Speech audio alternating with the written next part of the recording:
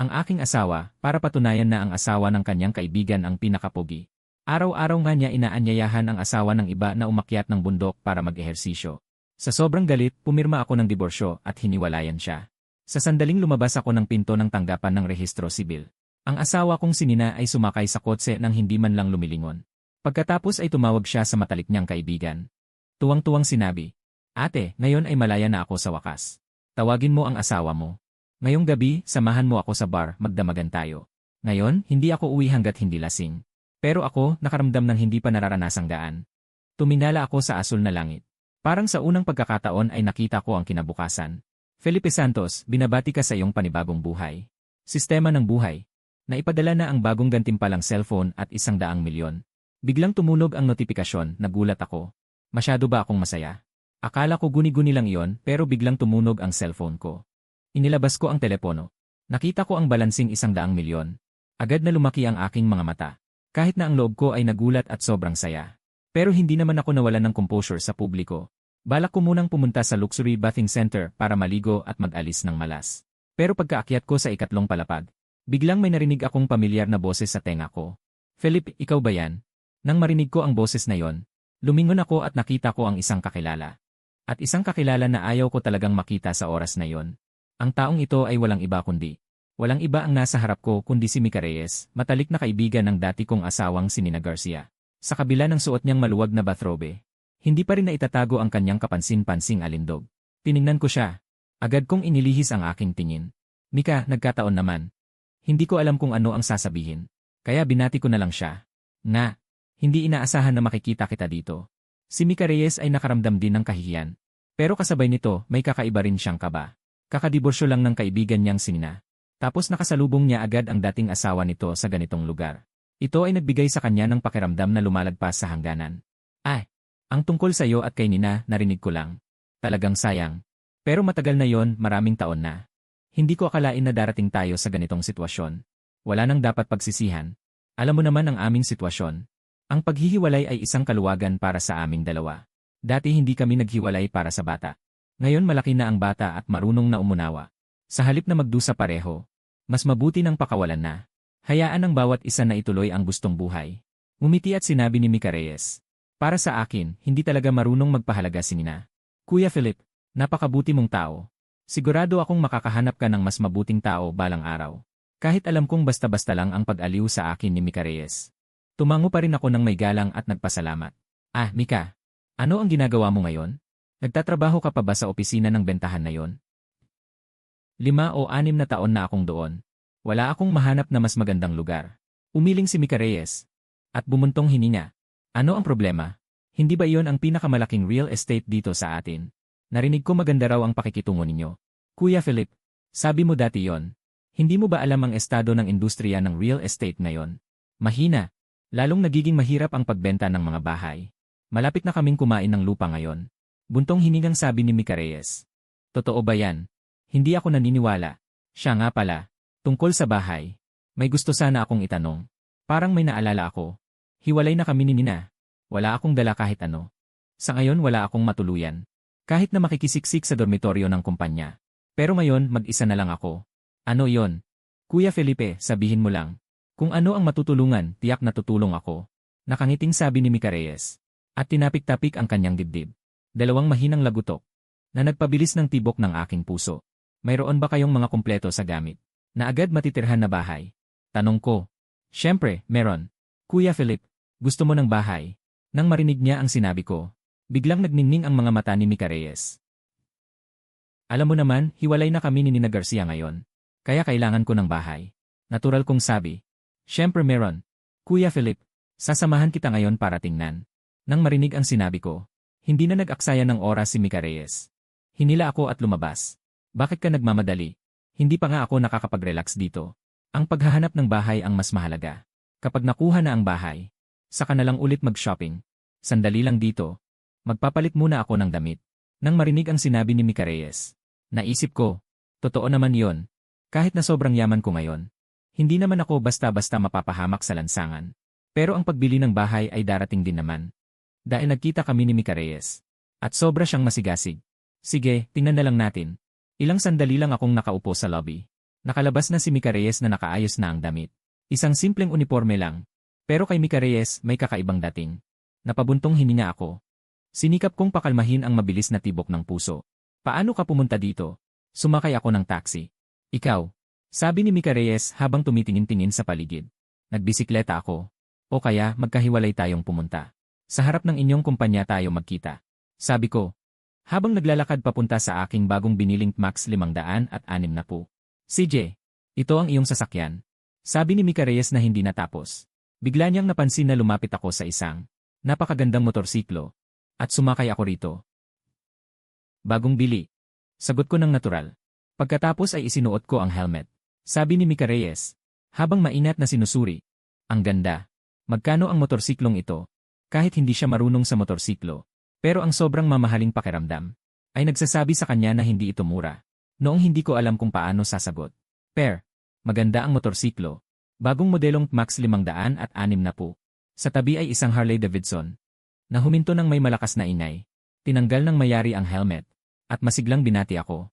Mahirap makuha ang motorsiklong ito. Lahat-lahat, 178,000 piso. Umiti ako at tumango. At nakipagkwentuhan ng konti. Ang nagsabi ay walang mali siya, pero ang nakarinig ay may ibig. Nang marinig na ang astig na motorsiklo, ay nagkakahalaga ng 178,000 piso. Namulat ang mga mata ni Mika Reyes. Sa loob ng mahigit 6 na taon siya sa Hengshon Real Estate. Noong 1 taon lang siya nakabili ng isang maliit na Jinrui para sa pangaraw-araw na biyahe. At iyon ay hulugan pa. Pero ang motorsiklong ito na may 2 gulong ay katumbas ng 2 sa kanyang Jinrui. Hindi alam ni Mika Reyes ang tungkol sa motorsiklo, kaya hindi niya maintindihan kung bakit mas mahal ang motorsiklo kaysa sa kotse. Pagtingin sa akin, biglang natuklasan ni Mika Reyes na parang hindi na niya ako kilala. Narinig niya kay Nina Garcia na ang buong sahod ko bawat buwan ay isinusuko ko. Ang karaniwang baon ko sa isang buwan ay hindi lalagpas sa 500. Pero ngayong kakadiborsyo lang, ay nakabranded na agad. At ngayon ay nakasakay pa sa napakamahal na motorsiklo. Baka naman itong lalaki ay isang nakatagong milyonaryo. Dati ay nagpapanggap lang na walang alam. Pero sa katalinuhan ni Nina Garcia, ang tagal-tagal ay hindi niya nadiskubre. Naisip ni Mika Reyes na natuklasan niya. Isang napakalaking lihim. Kuya Philip, sumakay na lang ako sa motorsiklo mo. Pwede ba? Ang hirap kasi mag-taxi. At hindi pa ito kasing bilis. CJ, sumakay ka na. Nang marinig ko ang sinabi ni Mika Reyes, hindi na ako nag-isip pa. Tinapik ko ang upuan sa likod para sumakay siya. Umupo si Mika Reyes sa likod ng motorsiklo. Tinitigan ang aking likod at nag-alinlangan saglit. Iniabot ang kanyang 2 kamay at marahang niyakap ang aking bewang. Naramdaman ko ang 2 malalambot na kamay na dumikit sa aking bewang. Hindi ko maiwasang manginig. Pinilit kong alisin ang mga hindi magagandang iniisip. Tumutok ako sa pagmamaneho at sumanib sa daloy ng trapiko. Pagdating sa bulwagan ng tanggapan ng benta, agad na pumasok si Mika Reyes sa kanyang trabaho. Kumuha ng isang makapal na dokumento. Habang binubuklat ito ay nagtatanong sa akin, Kuya Philip, anong uri ng bahay ang gusto mong upahan? Gusto ko ng bahay sa Jinshuang na pwedeng tirhan agad. Pero hindi upa. Kung may angkop, gusto ko itong bilhin diretso. Nang marinig ang aking sinabi, agad na nagulat si Mika Reyes. Hindi niya inaasahan na itong si Kuya Felipe ay kakadiborsyo lang kay Nina Garcia. Ay bibili na agad ng bahay. Sa pagkakita ng gulat na mukha ni Mika Reyes, natawa ako sa loob. At may bahagyang saya rin. Pero hindi ko naman gaanong kinayamutan ang ganitong si Mika Reyes. Matatanda na tayo, sino ba ang walang diskarte? Lalo na tulad ni Mika Reyes, na maganda at marunong gumamit ng kanyang mga kakayahan. Sa tingin ko, nakakatuwang makita ang babaeng ito na laging nagugulat. Sa bawat pagkakataon, ang magrenta ng bahay ay masyadong magulo. Kailangan pang isipin ang paglipat. Tignan mo para sa akin ang Jinjiang Garden Subdivision. Kung may malalaking flat unit pa ba na akma sa hinihingi? Siya nga pala. Dapat kumpleto sa gamit ito. Yung pwedeng agad tirahan. Ang sariling pag-renovate ay masyadong magulo. Napangiti ako habang nagsasalita. Yung malalaking flat unit sa Jinjiang Garden. Nang marinig ito, si Mika Reyes ay nag-alinlangan kung tama ba ang kanyang narinig. Ang Jinjiang Garden ay ang pinaka-eleganteng residential area sa lungsod. Itinayo ito sa tabi ng ilog. Matatagpuan sa abalang sentro ng lungsod. Tahimik sa gitna ng kaguluhan. Karamihan sa mga gusali sa subdivision ay hindi lalampas sa 6 na palapag na elevator townhouse. Ang mga gusali sa gitnang lugar ay may mga super malalaking flat unit na higit sa 600 square meters. Si Mika Reyes ay minsang sumama sa kliyente na tumingin ng 2 beses sa model unit, yung walang kapantay na karangyaan at yaman, ay nagpahanga sa kanya. At higit pa, nainggit at nangimbulo siya halos mabaliw. At itong ordinaryong lalaki na tila tapat at masunurin dati, ay biglang bibili ng malaking flat unit sa Jinjiang Garden. Siya ba ay nananaginip? Kuya Philip, hindi ka ba nagbibiro sa akin? Ang presyo ng bahay sa Jinjiang Garden ay halos 30,000 bawat square meter. Ang pinakamaliit na laki ng malaking flat unit ay nasa higit 200 square meters. 200 square meters lang ba? Medyo maliit. Naalala ko noong promotion advertisement dati. Ang mga gusali sa gitnang lokasyon ay may 680 square meters. Fully furnished luxury malaking flat unit. Meron pa ba ngayon? Kuya Philip, bakit mo ito tinatanong? Medyo nautal na tanong ni Mika Reyes. Siyempre dahil bibili ako. Kung hindi, para magtanong lang ba? Medyo nakakatawa kong sinabi. Pagdating sa 601, si Mika Reyes ay medyo kinakabahan na binuksan ang pinto. At muli ay binigyan ako ng tsinelas. Diretso silang pumasok sa loob ng bahay. Pagkapasok pa lang, hindi pa nakikita ang pangunahing bulwagan. Naakit agad ako ng napakalaking pasilyo sa harapan ko. Kung ikukumpara dito, ang dati kong tinitirhan na maliit na 3 silid na 106 metro kwadrado, ay masikip na parang isang slum. Pagdating naman sa pangunahing silid tulugan, nang makita ko ang napakalaking kama na 2.2 metro, lalong lumalim ang kasiyahan sa aking mga mata. Ang ganitong kalakihan at gawa sa bato at kahoy na kama ay mukhang napakasarap. Siyempre, kung may kasamang magandang babae, mas maganda pa. Sa pag-isip na yon, hindi ko napigilang tumingin kay Mika Reyes na nasa tabi ko. Sa totoo lang, kahit na si Mika Reyes ay lagpas 30 na, ang kanyang banayad na mature na dating, ay tiyak na hindi maihahambing sa isang walang karanasang dalaga. Kahit papaano, masasabi kong 85 puntos pataas. Para bang naramdaman niya ang aking tingin. Namula ang mukha ni Mika Reyes. Ngunit hindi niya iniiwasan ang aking tingin. At sa kanyang mga mata ay may kaunting lihim na kasiyahan. Matapos tingnan ang silid tulugan, at mabilis na naglibot sa iba pang mga silid. Labis akong nasiyahan. Magkano ang bahay na ito? Fixed price na 30 milyon. Kung gusto mo, Kuya Philip, ihahatid kita para tingnan ang ibang mga bahay. Mahinang sabi ni Mika Reyes. Nakita ko na. Ito na ito. Gawa na tayo ng papeles. Masaya at magaan kong sinabi. Ano? Kuya Philip, bibilhin mo ba ang bahay na ito? Ito ay nagkakahalaga ng 30 milyon. Nang marinig ang aking sinabi, biglang lumaki ang mga mata ni Mika Reyes. Ano? Kuya Philip, bibilhin mo ba ang bahay na ito? Ito ay nagkakahalaga ng 30 milyon. Nga, labis akong nasiyahan sa bahay na ito. Hindi mo sasabihin sa akin na hindi ito pwedeng bilhin, di ba? Kalahating biro kong sinabi. Sa pagmamasid kay Mika Reyes ng paulit-ulit, ang hitsura niyang natatakot sa sarili. Ang aking kasiyahan ay lubos na nasisiyahan. Si Mika Reyes ay nahirapang tumango at sumama sa akin pababa para maghanda sa mga proseso. Sa daan, si Mika Reyes ay lito-lito. Hanggang sa ilabas ko ang aking bank card. Sa sandaling handa akong mag-swipe ng card. Siya ay tila nagising. Ang Tower King ng Jinjiang Yuan ay naibenta. Presyo ng transaksyon na 30 milyon. Pati ang sales manager ay nagulat. Ang buong tao sa opisina ng benta. Lahat ay pumaligid sa akin at kay Mika Reyes. Pinagmamasdan akong magpasok ng bank card sa US machine. Mag-input ng password. Matagumpay na naswipe ang card. Nakatingin sa mahabang resibo. Lumabas mula sa US machine. Binabati kita, Ginoong Felipe. Naging pinakamarangal na may-ari ng aming Jinjiang Yuan. Pagkatapos ay pinangunahan ang lahat ng tauhan ng opisina ng benta. Sama-samang yumuko ng malalim sa akin. Talagang naibenta. Nakikita ang eksenang ito sa harap. Si Mika Reyes ay nahirapang lumunok. Len, si Ginoong Felipe ang pinakamarangal naming may-ari. Susunod na hakbang, ikaw ang mamamahala sa buong pakikipag-ugnayan kay Ginoong Felipe. Kahit anong hiling ni Ginoong Felipe, dapat walang kondisyong tuparin. Narinig mo ba? Lumapit ang manager kay Mika Reyes. Seryosong sinabi. Naririnig ang kahulugan ng sinabi ni Manager Marco. Lalo na ang walang kondisyong pagtupad. Si Mika Reyes ay tila may naisip. Namula ang mukha at tumango. Mula muli sa Hengshon Real Estate. Nakaupo sa likod ng motorsiklo. Sa pagkakataong ito, si Mika Reyes ay natural na. Yumakap sa aking baywang. Matapos magsimula ang sasakyan. Pagkatapos mag-atubili ng saglit, dahan-dahang idikit ang kanyang katawan sa aking likod. Ako na nakatuon sa pagmamaneho.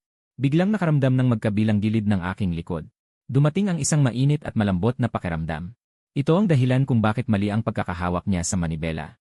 Mabuti na lang at sobrang balanse ang dekalidad na motorsiklo. Kaya walang nangyaring aksidente. Sa likod, mabilis ang tibok ng puso ni Mika Reyes. Ilang beses siyang nagtangkang dumikit. Nang maalala ang bahay sa Jinjiang Garden, na 680 square meters na sobrang luho. Hindi niya magawang magdesisyon. Sa huli, inilubog na lang niya ang ulo sa aking likod. Amoy ang mamahaling tela ng leather jacket. Ang bahagyang amoy ng katad. Parang nalasing siya. Yintay Department Store. Dati itong pinakamalaki. At pinakamagandang mall. Ilang oras lang ang nakalipas. Nandito ako para bumili ng aking mga damit. Gumastos ng higit sa 200,000.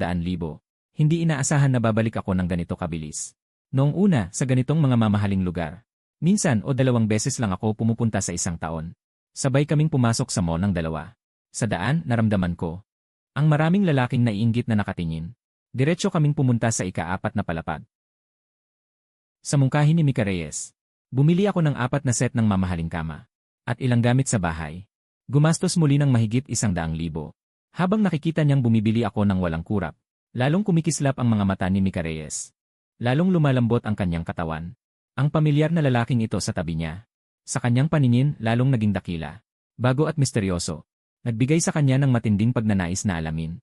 Ang mga kama na nagkakahalaga ng 100,000 ay ilang malalaking bag. Natural, nag-alok ang tindahan ng serbisyo sa buong lungsod. Pagkatapos kong mag-swipe ng card at mag-iwan ng address, hindi ko na inalala. Dinala si Mika Reyes sa ikalawang palapag. Maraming mamahaling luxury stores dito. Diretso pumasok sa isang brand store. Habang si Mika Reyes ay nakatingin sa mga bag at damit, na may pananabik sa kanyang mga mata. Kumuha ako ng isang bag ng babae mula sa rack. Magandang araw, Ginoo.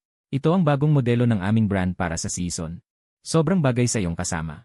Ang presyo ay 28,000 yuan. Bibilhin ko. Isang magaan at walang pakialam na pahayag. Mag-swipe ng card, magbayad. Pagkatapos, tinanggap ang handbag na inabot ng sales assistant. At ibinigay ito kay Mika Reyes. Para sa'yo. Masayang sabi ni Mika Reyes. Sinama mo ako sa pamamalengke ng kalahating araw. Medyo napagod ka rin. Isang munting regalo. Tinapik ko ang likod ng kanyang kamay. At mumiti habang nagsasalita. Salamat, Kuya Philip. Labis ang tuwa ni Mika Reyes. Pagdating sa kotse, kinuha niya ang handbag at tiningnan ito ng paulit-ulit. Lalo niya itong nagustuhan habang tinitignan. Sa oras na yon, isang medyo matinis na boses ng babae ang narinig. Mika, ikaw, bakit kayo narito niya? Nina, itinaas ni Mika Reyes ang kanyang ulo. At nakita si Nina Garcia na nakatayo sa harap ng tindahan. Hindi niya inaasahan na narito siya. Sa tabi niya, may isang lalaki. Kilala rin ni Mika Reyes. Iyon ay si Marco de la Cruz, ang dating kasintahan ni Nina Garcia. Nagtinginan ang apat. Biglang naging malamig ang paligid.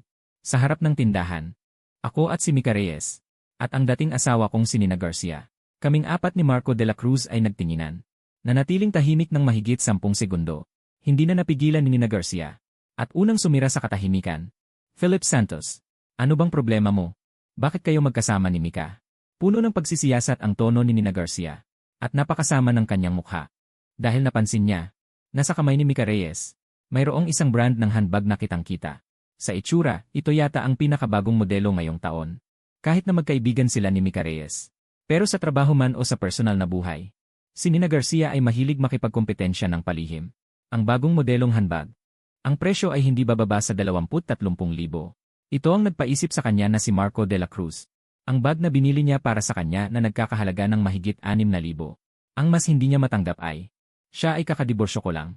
Ang kanyang dating asawa ay kasama ng kanyang matalik na kaibigan. Sila ay magkasamang namimili sa tindahan ng alahas. Ito ay biglang nagpaalab sa kanyang galit, na lumabas. Sa pakikinig sa mga tanong ni Nina Garcia.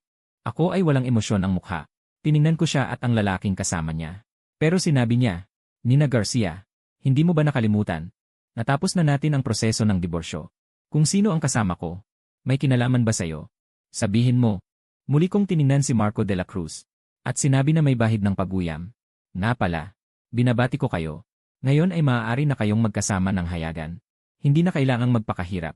Gumawa ng mga mahihinang dahilan tulad ng business trip o overtime. Para lokohin ako. Sa pakikinig sa aking mga salita. Sa mukha ni Nina Garcia ay kumislap ang hiya at galit. Ang nakakahiya ay, na ako ay naglantad ng mga nakaraan niyang gawain sa harap ng madla. Ang nakakagalit ay, ako na dating tahimik at masunurin.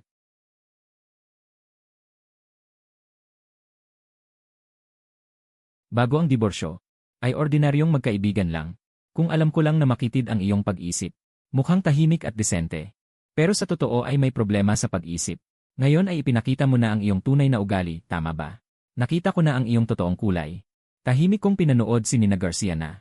Galit na galit. Sinisikap na ibaba ako. Ang tagpong ito ay naranasan ko ng 16 na taon. Masyadong pamilyar. 16 na taon. Ang babaeng ito ay hindi nagbago kahit kaunti. Sa kanyang paningin. Ako palagi. Paumanhin sa kanya. Hindi ako karapat-dapat sa kanya. Sa tuwing magkakaroon ng pagkakataon, ay minamaliit ako. Pinupuna ako nang wala akong kwenta. Kung hindi ako malakas ang loob, malamang noong una pa'y pinahirapan na ako nito at nagduda sa sarili. Hinintay ko hanggang matapos si Nina Garcia. Anong relasyon niyong dalawa? Hindi na kailangang magpaliwanag sa akin. Wala akong pakialam kung ano ang iniisip mo. May gagawin pa ako. Uuna na ako. Magpatuloy kayo. Nasabi ko na. Diretso akong lumabas ng tindahan. Tiningnan ako ng malamig ang mukha. At walang pakialam na ekspresyon. Ang galit ni Nina Garcia ay lalong lumaki. Hindi ko alam kung bakit. Kahit nahiwalay na kami. Kahit na sinunod ko ang kanyang kagustuhan. At nakuha niya ang lahat ng ari-arian. Ngit-ngit sa titig ko sa ganitong ekspresyon. Hindi niya napigilan ang kanyang galit. Itong sa paningin niya. Walang kwentang lalaki. Bakit siya ganoon na lang hindi pinapansin? Ano ang maipagmamalaki niya? Inakala niyang makikita niya. Ang sarili niya kasama si Marco de la Cruz. Magsisisi, maiinggit, mababaliw. Ngunit lahat ng ito ay wala siyang nakita. At siya pala ay napakabilis na kasama ng ibang babae. Mamili. At kasama pa ang kanyang best friend. Nang dumaan ako sa tabi niya, hindi na napigilan ni Nina Garcia ang kanyang galit. Hinawakan niya ang braso ko. Philip Santos. Kung hindi mo linawin ang usapan ngayon, hindi ka makakaalis. Nina Garcia. Ano bang problema mo? Hiwalay na tayo. Wala na tayong relasyon. Kailangan ko pa bang paalalahanan ka? Nakikita siyang humihila sa damit ko. Sumimangot ako at nagsalita. Hindi pinansin ni Nina Garcia ang aking tanong. Dahil sa oras na yon, may natuklasan siyang napakahalaga. Ang jacket ko pala ay tatak mamahalin. Sa manikin sa tabi niya, ay mayroong kaparehong estilo na may presyo, na 28,000. At ang iba kong damit, mukhang hindi rin mura. Si Nina Garcia ay laging nakatuon sa mga mamahaling tatak. Kaya agad niya itong nakilala. Dahil dito, lalo pang sumidhi ang galit niya. Ang lalaking ito ay bumibili ng ganito kamahal na damit. Alam mo ba, siya mismo ay hindi bumibili ng ganyan. Ang pinakamahal na damit sa kanyang aparador ay binili lang niya ng mahigit 10,000 noong sale. Ngayon, si Nina Garcia ay puro galit lang. Pero nakalimutan niyang lagi niya akong binibilhan ng damit. Na mga mura mula sa online, tig-ilang piso lang. Maging lampas 100 ay bihira. Ayos, Philip Santos. Ang galing mo. Nagtatago ka pa pala sa akin at bumili ng ganito kamahal na damit. Saan mo nakuha ang pera? Nag-ipon ka ba ng palihim? Magkano lahat? Ha? Ngayon, si Nina Garcia. Nakatitig sa akin ng dilat ang mata. Halos mawalan ng kontrol. Bakit? Ikaw lang ba ang pwedeng magsuot ng mamahaling damit? Gumamit ng libo-libong piso na pampaganda. Ako ay pwedeng magsuot lang ng mumurahing damit. At Nina Garcia, muli kitang pinaalalahanan. Hiwalay na tayo. Kung anong damit ang bilhin ko.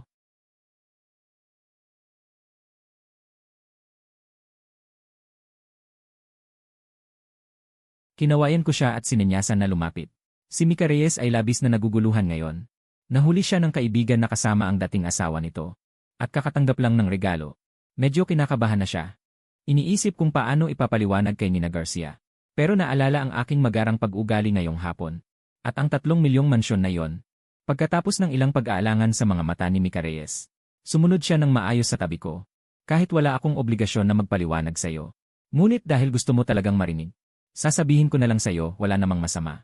Dito ako huminto sa pagsasalita. At tumingin kay Mika Reyes na nasa tabi ko. Nakita ko na medyo nahiya siya. Ngunit matatag siyang nakatayo sa likuran ko, bigla. Naunawaan ko ang kanyang iniisip. Si Mika ay isang ahente ng real estate. Ngayong hapon, bumili ako ng bahay sa Jinjiang Garden ng kanyang kumpanya. Kaya siya ang pinadala ng kumpanya. Para tulungan akong pumili ng mga kumot at unan. May problema ba? Ano, bumili ng bahay? Philip Santos. Sabi mo bumili ka ng bahay? Sa Jinjiang Garden? Nang marinig ang aking sinabi. Si Nina Garcia ay may hindi makapaniwalang ekspresyon. Tumaas pa ng ilang antas ang kanyang boses. Jinjiang Garden. Iyon ay isang sikat na tatak ng real estate ng mga celebrity. Tunay na prime location, high-quality luxury residence. Si Marco de la Cruz na hindi makasingit kanina. Philip Santos. Sabi mo bumili ka ng bahay sa Jinjiang Garden? Nakakatawa. Sa oras na yon ay medyo nakakatawang sinabi niya sa akin. Alam mo ba ang presyo ng bahay doon? Magkano kada metro kwadrado ngayon? Kahit alam niya na ang lalaking ito sa harap niya ay dating asawa ni Nina Garcia. Wala namang pag-aalinlangan si Marco de la Cruz. Matagal na panahon na ang nakalipas. Alam na niya na ang lalaking ito sa bahay ni Nina Garcia ay kilala bilang isang tahimik at masunurin. Walang galit sa harap ni Nina Garcia. Ang trabaho niya ay isang ordinaryong empleyado sa isang maliit na kumpanya. May fixed na sweldo na mahigit 10,000 kada buwan. Nagtatrabaho ng mahigit 10 taon. Hindi man lang umabot sa mid-level position. Ang ganitong uri ng lalaki sa kanyang paningin ay isang walang kwentang duwag. Ano ang dapat katakutan? Ang mga taong tulad nito, hindi dapat pagtawanan. Nang marinig ang sinabi ni Marco de la Cruz, bahagya akong lumingon at tahimik na tumingin sa kanya. Tahimik siyang nakatingin sa kanya. Ang titig na ito, hindi ko alam kung bakit. Si Marco de la Cruz ay biglang nakaramdam ng pagkabalisa. Pakiramdam niya, ako ngayon ay tila hindi katulad ng dati. Medyo naiiba sa kanyang naalala. Kahit na hindi ako nagsalita sa kanya. Ito ay tahimik na nagbibigay sa kanya ng hindi nakikitang presyon. Tinitigan ko si Marco de la Cruz sandali. Binawi ko ang aking tingin. Ayokong makipag-away kay Marco de la Cruz dito. Hindi naman dahil natatakot ako. Sa tingin ko lang ay hindi sulit at hindi kailangan. Isang maliit na boss na nagpapatakbo ng isang mid-range hotel lamang. Lahat ng kanyang ari-arian na pinagsama. Pinakamarami ay 2 hanggang 30 milyon. Dati at ngayon, si Marco de la Cruz ay tiyak na isang taong aking hinahangaan. Ngunit ngayon, hindi banggitin na sa bangko ay may nakahiga pang halos 70 milyon na perang cash. Ang pagkakaroon ng sistema sa aking kamay ang aking pinakamalaking kumpiyansa. Siyempre, hindi makipag-away ngayon. Ay hindi nangangahulugan na ang bagay na ito ay natapos na. Noong panahong iyon, ang mga kahihiyang ipinatong sa akin noon. Isa-isa ko silang natatandaan ng malinaw. Sa mga darating na araw, dahan-dahang magbabayad. Tungkol naman sa ngayon, muna ay kukuha ng kaunting interes. Lumingon ako at tumingin kay Mika Reyes na nasa tabi ko. Mika, ikaw ang magsabi sa kanila. Kung ako ba ay nagbibiro. Si Mika Reyes ay naghihintay ng aking reaksyon. Kanina ay medyo kinakabahan pa siya. Nang marinig ang aking sinabi, agad niyang naunawaan ang ibig kong sabihin. Nina, pasensya na. Hindi ko talaga sinasadya na saktan ka, ate. Talaga namang sobrang bulag ka noon. Mayroon kang isang malaking minahan ng ginto, ngunit hindi mo ito napanatili. Sino ang masisisi? Lumipad ang kaisipang ito sa kanyang isip. Si Mika Reyes ay nagbago ng profesional na ekspresyon at humarap. Ngumiti kay Marco de la Cruz at sinabi, Ginoong Philip Santos.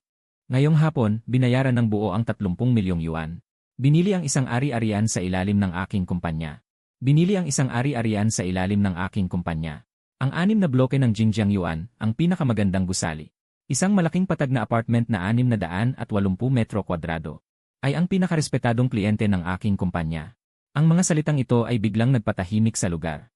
Si Nina Garcia at Marco de la Cruz ay nakatayo sa kanilang kinatatayuan. Parehong sinusubukang unawain ang mabigat na impormasyon sa mga salitang iyon. Lalo na si Nina Garcia. Nang marinig ang mga salitang 680 metro kwadrado na malaking patag na apartment, ang mga nakakasilaw na salita, ang kanyang mga daliri ay hindi mapigilang bahagyang nanginginig. Pakiramdam niya ay medyo nahihilo ang buong pagkatao. Ang unang reaksyon ay imposible ito. Si Nina Garcia ay nagkaroon ng malaking kaguluhan sa kanyang puso. Anong uri ng tao si Philip Santos? Matagal na silang magkasama sa isang kama. Siya ang pinakamaalam. Ang pera sa kanyang kamay ay kontrolado niya ng mahigpit. Hindi na banggitin ang 30 milyon. Kahit na 3,000 piso. Malamang na hindi niya kayang ilabas. Ngunit ang tiwala na ekspresyon ni Mika Reyes ay hindi mukhang nagsisinungaling. Dahil ang ganitong bagay ay madaling mapatunayan. Si Nina Garcia ay nakatingin ng mahigpit sa aking mga mata. Ang ingay sa paligid ay tila biglang nawala. Ang kulay ng kanyang mukha ay biglang nawala. Ang kanyang mga daliri ay nakuyom na pumuti ang mga kasukasuan, nanginginig. Sa mabigat na mukha, isa-isang tinanong. 30 milyon. Philip Santos. Saan mo nakuha ang napakaraming pera? Ang matalas na boses ay may hindi maitatagong pagtataka. Napakalaking galit at hindi makapaniwala. Nakikinig sa mapang-akit at masakit na tanong ng dating asawa na si Nina Garcia. At ang kanyang 16 na taon na hindi nagbabagong. Mapagmataas na sa loobin na parang nasa itaas. Tumayo ako sa aking kinatatayuan at bumuntong hininga ng malalim. Buong 16 na taon. Ako ay nabuhay sa ganitong nakakasakal at mabigat na kapaligiran. Sa nakakasilaw na tanawin na ito sa harap ko. Bawat detalye ay masyado kong pamilyar. Mas alam ko kaysa sa kanya. Kung gaano kalaki ang epekto ng numerong 30 milyon sa kanya. Mula sa kanyang halos minumuyang ngipin sa pagsasabi ng numerong iyon, ay malinaw na mararamdaman ang kanyang pagkawala ng composure at malaking galit. Mabuti na lang ngayon ang babaeng ito ay wala nang kinalaman sa akin. Ang nakakasakal na mababang presyon na yon, ay naging malayong nakaraan na. Hindi ko na kailangang isaalang-alang ang nararamdaman ng aking anak na babae. Hindi na kailangan magpakababa para sa kapakanan. Pilit na pinapanatili ang panlabas na pagkakumpleto. Sa totoo lang, ang anyong ito ay puno na ng mga sugat at pagkawatak-watak. Ako ang kumita, hindi ba? Isang salita't isang titik, marahan kong inihagis ang mga katagang ito. Muli kong tiningnan ng malamig na tingin ang dalawa, siya at si Marco de la Cruz. Dahan-dahang inikot ang paningin. Nina Garcia, may mga bagay na hindi ko sinasabi. Hindi ibig sabihin na hindi ko alam. Sabihin mo sa iyong konsensya. Batay sa mga bagay na ginawa mo. May lakas ka ba ng loob na itanong sa akin ang mga salitang iyon? Pagkatapos, hindi ko na pinansin ang ekspresyon ni Nina Garcia. Inalis ko ang kanyang kamay, lumayo ng hindi lumingon. Hindi niya inaasahan. Ang lalaking ito na 16 na taong sunod-sunuran sa kanya ay nagkaroon ng lakas ng loob na magsalita sa kanya ng ganito. Felipe Santos, pakinggan mo ako. Kung hindi mo linawin sa akin ang mga bagay na ito, hindi tayo tatapos. Narinig ko ang sigaw ni Nina Garcia sa likuran. Hindi ako lumingon, iwinagayway ko na lamang ang kamay. Ang aking kalooban ngayon ay iba na. May bagong buhay na naghihintay sa akin. Hindi na ako mahuhulog sa kontrol ng babaeng ito. Pagkaalis ko, naiwan ang tatlong nagkatinginan ng hiya. Si Mika Reyes ang nagpayo, ngunit lalo lang nagalit si Nina Garcia. Lalo siyang naging masigasig sa pagsasalita. Hindi pinansin ang dumaraming tao sa paligid. Ang mga pagkakamali ko raw sa kanya dati. Isa-isang inilatag niya. Nakita ito ni Mika Reyes. Nakatayo siya roon sa kanyang puso. Tahimik na umiling. Magkakilala na sila ng maraming taon. Alam na alam niya ang mainit na ugali ni Nina Garcia. Pero masasabi ko lang, ang pagbili ko ng bahay ng buong bayad ngayon. Talagang malalim ang epekto sa kanya. Kung hindi siya mag-aasal ng ganoon sa harap ng marami. Alam naman, ang kaibigan kong ito ay laging pinapahalagahan ang mukha. Ang pinakamaselan sa reputasyon. Samantala, si Marco de la Cruz ay nanonood lamang mula sa gilid. Agad na lumitaw sa kanyang mukha ang walang pakundangan. Pagkainis at pagkayamot. Dati, lihim siyang nakikipag-ugnayan sa babaeng ito. Dahil lamang sa may itsura si Nina Garcia. At dahil sa kanyang espesyal na katayuan bilang asawa. Ito ay nagbigay sa kanya ng kakaibang. Bawal na kasiyahan at kakaibang excitement. Pero hindi niya inaasahan na si Nina Garcia ay talagang nagdesisyong magdiborsyo ng matatag. At pagkatapos ng diborsyo, agad siyang lumapit ng may tuwa. At inalok siyang magpakasal. At dahil sa eksenang ginawa ni Nina Garcia sa mall kanina, ang kaunting magandang impresyon ni Nina Garcia sa kanyang isip, na halos itinayo lamang, biglang nawala ang malaking bahagi nito. At habang tinitingnan ang galit at nagwawala na si Nina Garcia, may kakaibang damdamin ang sumulpot sa kanyang puso. Labis siyang naawa. Sa lalaking tuluyan ng tumalikod at lumakad palayo. Ang taong iyon ay kasama ng babaeng ito na mainitin ang ulo at mapagmatigas. Na nagtuloy-tuloy na magkasama sa loob ng 16 na taon, araw-araw na mahabang panahon. Siyempre, hindi hahayaan ng dalawa na si Nina Garcia, sa abalang mall na puno ng tao, ay magpatuloy sa paggawa ng eksena sa harap ng lahat. Nang makita na dumarami ang mga nanonood, at nag-uusap-usap, maging ang mga security guard ng mall, ay nagsimula ng nagmamadaling pumunta roon. Nagkagulo ang dalawa. Hinila nila siya ng may pang-aalo at pagpilit na mabilis na umalis. Matapos mahirapang pakalmahin ang emosyonal na si Nina Garcia. Si Mika Reyes ay nag-isa na sumakay ng taxi. Umuwi sa kanyang lumang inuupahang bahay na matagal na niyang tinitirhan. Sa hating gabi, nakahiga siya sa maliit na solong kama. Ngunit pabalik-balik siya, hindi makatulog. Ang kanyang isip ay laging bumabalik sa mga malinaw na eksena kaninang hapon. Tumingin siya sa gilid sa limitadong edisyong handbag, na maingat na inilagay sa aparador. Sa ilalim ng madilim na dilaw na ilaw, naglalabas ito ng usong at marangyang aura. At ang maliit at magulong inuupahang bahay na may 50 metro kwadrado ay hindi bagay. Kahit papaano, ang kanyang mukha at ang 680 metro kwadradong mansyon ay ganap na lumitaw sa kanyang isipan. Paulit-ulit niyang iniisip ang pagkakataon kaninang hapon nang hindi sinasadyang tumingin siya sa kanya. Ang banayad at malalim na komplikadong tingin na hindi sinasadyang lumabas. Isang nakatutuwang at matapang na ideya ang hindi mapigilang sumibol mula sa kanyang puso. Nang sumulpot ang ideyang ito, si Mika Reyes ay labis na nagulat sa sarili. Ano ba ang iniisip mo? Iyon ay ang dating asawa ni Nina. Ngunit ang mansyon na iyon ay talagang napakaganda. Hindi dapat mong ipagkanulo si Nina, Mika Reyes. Tingnan mo, mag-isa ka sa lungsod na ito ng mahigit 10 taon. Wala ka man lang sariling bahay. Hindi ba ito pagkabigo? Anyway, hiwalay na sila ngayon. Ano pa ang dapat mong alalahanin? Ang oportunidad ay nasa harap mo na, kung palampasin mo ito, pagsisihan mo. Ang dalawang ideya sa isip ay paulit-ulit na nag-aaway at nag-aalangan. Pagkaraan ng ilang sandali, sa wakas ay bumuntong hininga si Mika Reyes. Muli niyang itinuon ang kanyang tingin sa handbag na nasa aparador. Ang bag na iyon ay tila may mahiwagang kapangyarihan na nagpasya sa kanya. Kinuha ang telepono at nag-scroll sa aking numero, pinindot ang tawag. Nang sumagot ang tawag, umiti ako ng walang pakialam at naalala. Maririnig na talagang wala itong epekto sa akin. Ikaw talaga si Kuya Felipe, malawak ang pangunawa. Si Nina kasi minsan ay masyadong pabago-bago. Sarili lang ang iniisip, hindi marunong umunawa sa damdamin ng iba.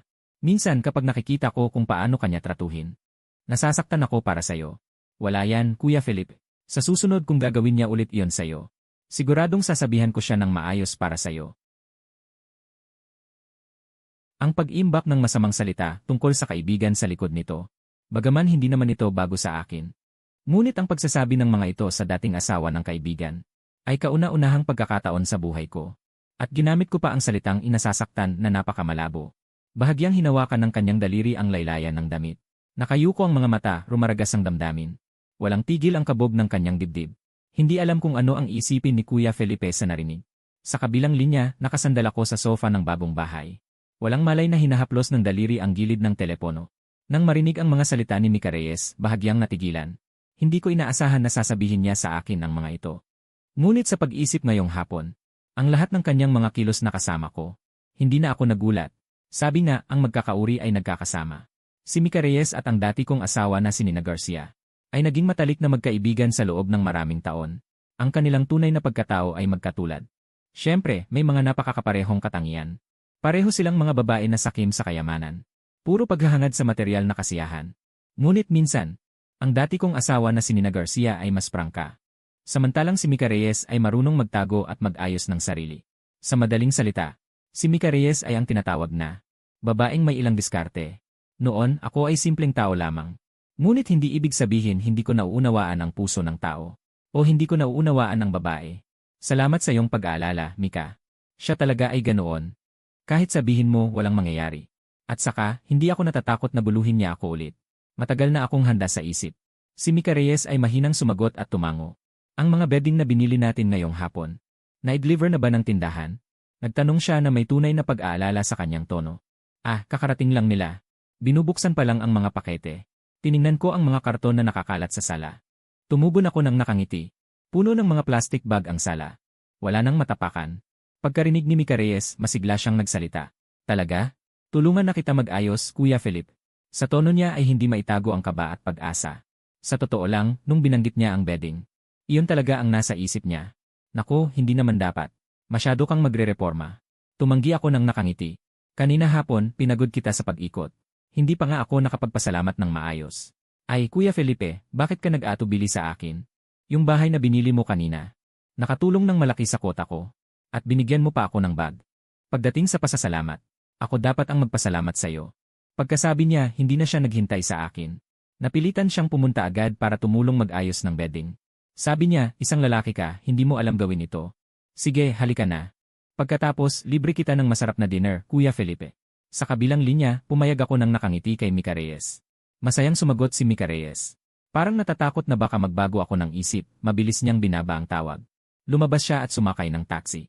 Makalipas ang mahigit kalahating oras, huminto ang sasakyan sa harap ng Jinjiang Garden. Samantala, sa kabilang banda, sa bahay na dating tinitirhan namin ni Nina Garcia, nagkaroon ng malaking gulo sa pamilya. Nang marinig ni Francis na si Philip Santos ay nasa Jinjiang Garden, bumili ng bahay na nagkakahalaga ng 30 milyon. Bigla niyang inihagis ang rolling pin na hawak niya. Hindi na niya inasikaso ang paggawa ng dumpling. Nagmadaling lumabas mula sa kusina. Si Diego Garcia na naglalaro ng laro ay biglang tumayo. Nagmamadaling nagtanong, sabi mo bumili si kuya ng bahay na 30 milyon? Nakita mo mismo? Sabi ni Nina Garcia, hindi niya nakita. Pero si Mika mismo ang nagsabi sa akin. Paano magiging hindi totoo? Sinabi ito ni Nina Garcia na may pagmuya ng ngipin sa galit. Sa oras na ito, 30 milyon ang nasa isip niya. Dahil sa kaba. Nagmamadaling nagtanong si Francis Yu. Ang mga ito na sinabi sa iyo ni Mika Reyes. Paano niya nalaman? Siyempre naman. Siya ay nagbebenta ng bahay. Gusto ni Felipe Santos na bumili ng bahay. Siyempre, siya ang unang hinanap. Sabing may puot ni Nina Garcia. Itong si Philip Santos. Dati akong nabulag. Hindi ko nakita na sa mga taong ito ay talagang napakalalim ang kanyang pagtatago. Itong si Philip Santos. Talagang may pera siya at hindi sinabi sa iyo. Hindi naman niya tayo itinuring na pamilya. Nang marinig ang sinabi ng anak na babae, matinding hinampas ni Francis Yu ang kanyang hita at sumigaw ng pahagikit. Hindi na pinansin ni Diego Garcia ang paglalaro. Patuloy na sinabi na ang aking bayaw ay napakalalim magtago.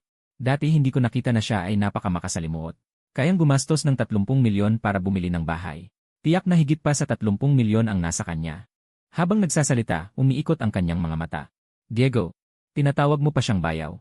Karapat-dapat ba siyang maging bayaw mo? Biglang nagalit si Francis Yu. Iyon ay si Diego Garcia. 16 na taon kaming namuhay kasama siya. 16 na taon. Ngunit tinatrato niya kami na parang mga magnanakaw. Ngayon, kakadivorsyo lang sa ate mo. At ganun kaagad nagmamadaling bumili ng malaking bahay. Isang tao lang ang mag-enjoy. Bakit napakasama ng kanyang puso? Dito sa sinabi ni Francis Yu, sumigaw siya ng malakas sa sala. Ano ang sinisigaw mo? Pwede ba kaming payapain? Nasa tabi ng mesa, umiinom ng alak. At kumakain ng mani si Nina Linsheng na inis sa ingay. Hinagis niya ang kanyang chopstick at sumigaw. Ikaw, matandang lalaki. Ang sarili mong anak na babae ay dumanas ng ganitong kalaking sama ng loob. May oras ka pa para uminom. Sinita. Galit na galit si Francis Yu sa kanya. Araw-araw inom lang ng inom. Mamamatay ka sa kakainom. Simula nang magretiro, walang ginagawa. Araw-araw nasa bahay lang umiinom. Sabi ko na nga ba, kayong mga babae, maikli ang pangunawa. Nagtatago ng pera si Felipe Santos kay Nina. Pagkatapos ng diborsyo, sa kanya gagastusin. Ipinagbabawal ito ng batas. Ito ay pagtatago ng pinagsamang ari-arian ng mag-asawa, pwede natin siyang kasuhan. Alam mo ba? Pagkasabi ni Nina Linsheng, kinuha niya ang baso at mariing. Sumandok ng isang lagok ng alak. Pumalakpak ang baso ng ibagsak sa mesa. Agad na natahimik ang buong pamilya. Nang marinig ang sinabi ng matanda. Nakaupo sa sopa si Diego Garcia, nanlaki ang mga mata. Sunod-sunod na sang-ayon. Tama ang sinabi ng tatay ko. Naalala ko dati may napanood akong balitang ganito online. Sa huli, wala nang magawa ang lalaki. Kailangan niyang ilabas muli ang pera at hatiin. Parang ilang milyon pa yata ang nahati. Habang nagsasalita si Diego Garcia, kumikinang ang kanyang mga mata. Para bang kumakaway sa kanya ang ilang milyong iyon. Tama nga, Nina. Tama ang tatay mo. Dapat natin siyang kasuhan. Huwag natin siyang palalampasin. Ipabuga sa kanya lahat ng tinago niyang pera. Nang marinig ang sinabi ng matanda. Biglang nag-iba ang sigla ni Francis Yu. Sumigaw ng matinis. Tama. Hindi siya dapat pakinabangan. Mag-asawa kami ng maraming taon. Wala akong naranasang biyaya. Gusto niyang magsarili at mag-enjoy, walang paraan. Galit ding sabi ni Nina Garcia. Sa isip niya, nagpaplano na kung paano gagawin. Matapos mag-isip ng ilang saglit na nakakunot ang noo si Nina Linsheng, tumingin sa kanyang anak at dahan-dahang nagsalita. Huwag muna tayong magmadaling hanapin si Felipe Santos. May dati akong kasamahan. Nakalaunan ay pumasa sa pagsusulit sa batas. Ngayon ay abogado sa isang law firm. Bukas, tatawagan ko siya. Tapos puntahan mo siya. Pag-isipan nating mabuti kung paano gagawin ito. Sabi ni Nina Garcia nang may matinding galit. Sige, tatay. Bukas pupunta ako sa abogado. Una, alamin muna natin ang bagay na ito. Si Felipe Santos, gustong magkaroon ng magandang buhay mag-isa. Walang paraan. Hindi pa tapos ang usapang ito sa kanya. Biglang may naalala si Francis Yu. Tanong ni Francis Yu. Na pala, Nina. Sabi mo kanina sa mall. Nakita mo sa isang brand store sina Felipe Santos at Mika Reyes. Hindi ba bumili ng bahay si Felipe Santos sa kanya? Bakit namamasyal sila sa mall? Sabi ni Nina Garcia nang may pagkainit. Hindi ba sinabi ko na sa'yo kanina? Pagkatapos niyang bumili ng bahay, gusto niyang bumili ng bed sheets. Pagkatapos ang kumpanya ni Mika ay pinasama siya para tumulong pumili. Tinanong muli ni Francis Yu nang may pagdududa at hinala. Pero, bakit bibili ng bed sheets sa isang brand store? Mukhang hindi nagbebenta ng bed sheets ang brand store na yon, di ba? Tama, nanay. Sa sinabi mo, parang may mali rin sa aking paningin. Noong lumabas si Felipe Santos, puro mamahaling brand ang suot, magagandang damit. May hawak ding handbag ng isang brand si Mika. Nakita ko ang bag na yon sa tindahan. Nagkakahalaga ng mahigit 20,000 piso. Habang nagsasalita si Nina Garcia, puno ng inggit ang kanyang mga mata. Matagal na niyang hinahangad ang bag na yon. Pero hindi niya kayang bilhin. Hindi kaya nagkakasama na ang dalawang ito. Namamataan ni Francis Yu ang kanyang noo at mahinang hinala. Nang marinig ang sinabi ni Francis Yu, biglang nagalit si Nina Garcia. Galit na sinabi, Nanay, anong kalokohan ang sinasabi mo? Si Mika ay aking matalik na kaibigan. Paano siya gagawa ng ganyan? Hindi naman sigurado iyon. Ngayong hiwalay na kayo. At biglang naging napakayaman ni Felipe Santos. Makakatagal ba si Mika? Huwag mong tingnan na siya ay mukhang walang pakana. Sinasabi ko sa'yo, ang taong ito ay matalino. Ang iyong munting mga plano, hindi tiyak na kaya mong talunin siya. Dito na sinabi ni Francis Yu. Yung suot niya dati, laging masikip ang damit tuwing lumalabas. Sinong lalaki ang makakatagal sa ganoon siya manamit? Nang marinig ang mga salita ng kanyang ina, si Nina Garcia ay sabay na nagalit at nainis. Namumuti ang mga daliring pinisil, sumikip ang dibdib. Hindi napigilan at napatingin sa ibaba. Sa mahigpit na laylayan ng kanyang damit. Inisip ang dati nilang buhay mag-asawa ni Felipe Santos. Hindi man lang nag-abala si Felipe Santos na hawakan yon. Dati siyang umiyak at sumigaw sa kanya ng ilang beses. Tinatanong kung nandidiri ba siya sa kanya. Tuwing ganoon ang tanong niya, si Felipe Santos ay mabilis na nag-iling at tumanggi. Pero sa puso ni Nina Garcia, pakiramdam niya ay nandidiri ito. Walang paghahambing, walang sakit. Tuwing magkasama sila ni Mika Reyes, si Nina Garcia ay lalong naiinggit sa kahanga-hangang katangian nito. Ngunit tuwing nagpapakita siya ng inggit, si Mika Reyes ay lalapit sa kanyang tenga at magrereklamo. Malungkot na sinasabing mas naiinggit ito sa kanyang payat na pangangatawan. Natulad nito, sukat na sukat lang. Maganda at walang hirap. Madaling ipere sa pang-araw-araw na suot. Hindi tulad niya na lahat ng gawain ay mahirap. Mahirap din bumili ng damit at iba pa. Tuwing sinasabi iyon ni Mika Reyes, nagkakaroon ng kaunting balanse ang kalooban ni Nina Garcia. Pakiramdam niya ay hindi siya ganap na walang kwenta.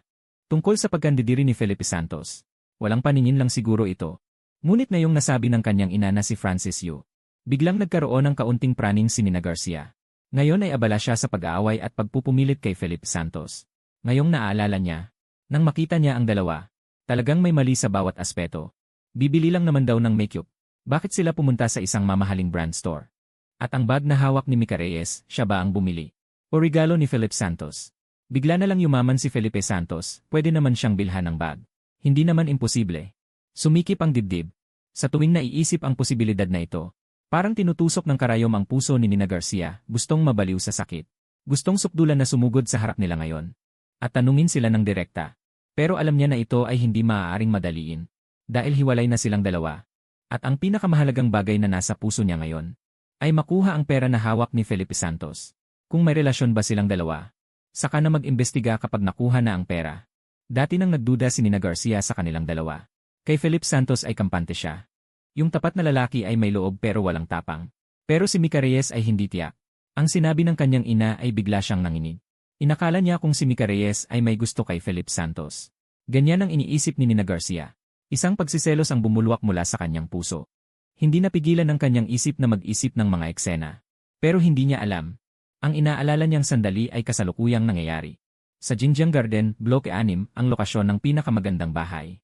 Sa loob ng isang maluhong mansyon na 680 metro kwadrado. Si Mika Reyes ay nakayuko. Masusing inaayos ang aking kama. Kahit ang naghatid na tindahan ay may serbisyo ng pag-install. Pero sinabi ni Mika Reyes na hindi seryoso ang mga trabahador. Sa kanyang sariling desisyon ay pinaalis niya silang lahat. Pinakuha lang niya sa mga trabahador ang basura ng pakaging sa sala. At kinuha ang natitirang kama na hindi pa natatapos. At siya na mismo ang nagtrabaho ng nakayuko. Matapos ang ilang sandali. Sinubukan niya ang kumot at punda ng ilang beses pero hindi nagtagumpay. Walang magawa, sumigaw siya sa akin. Philip, tulungan mo ako rito. Ang laki ng bedsheet at punda ng iyong master bedroom. Hindi ko kayang isuot ito ng mag-isa. Hawakan ni Mika Reyes ang malambot na kumot at punda. Sinubukan niya ng nakayuko ng ilang beses pero hindi niya naisama ng maayos. Kaya napilitan siyang sumigaw para humingi ng tulong. Umiti ako at lumapit. Bakit ka nagpapakatigas dyan? Talaga namang hindi ito trabaho ng isang tao lamang. Tara.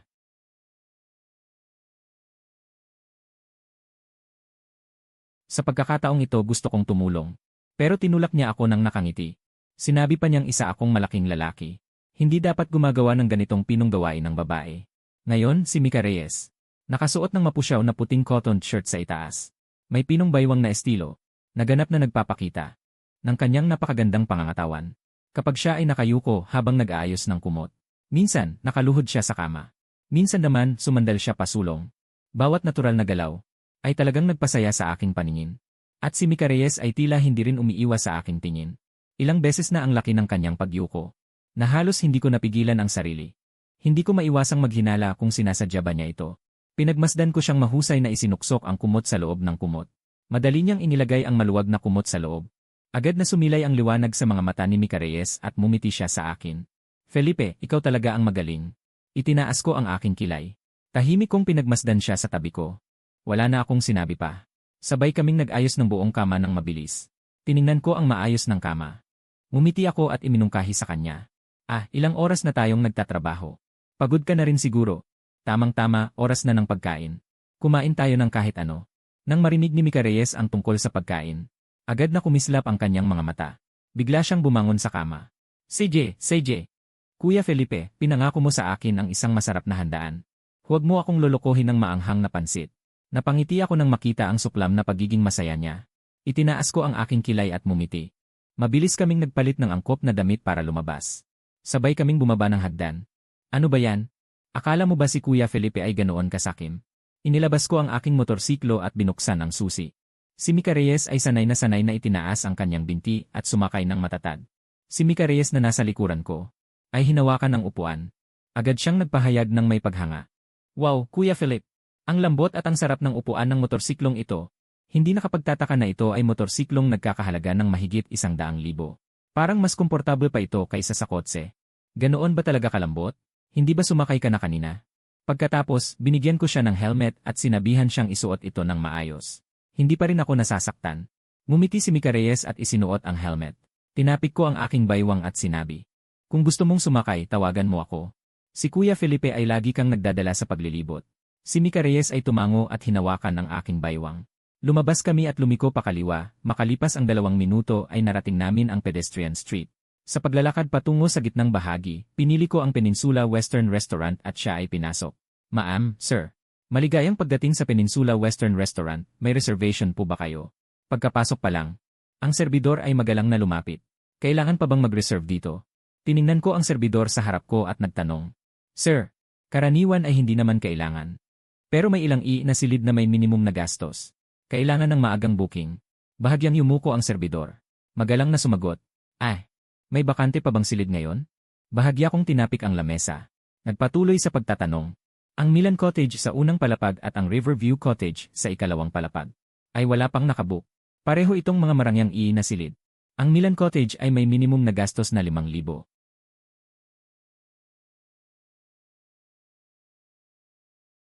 May upuan din sa pampublikong lugar. Kung kayo lang dalawa ang kakain, pwede naman kayong umupo doon. Hindi na.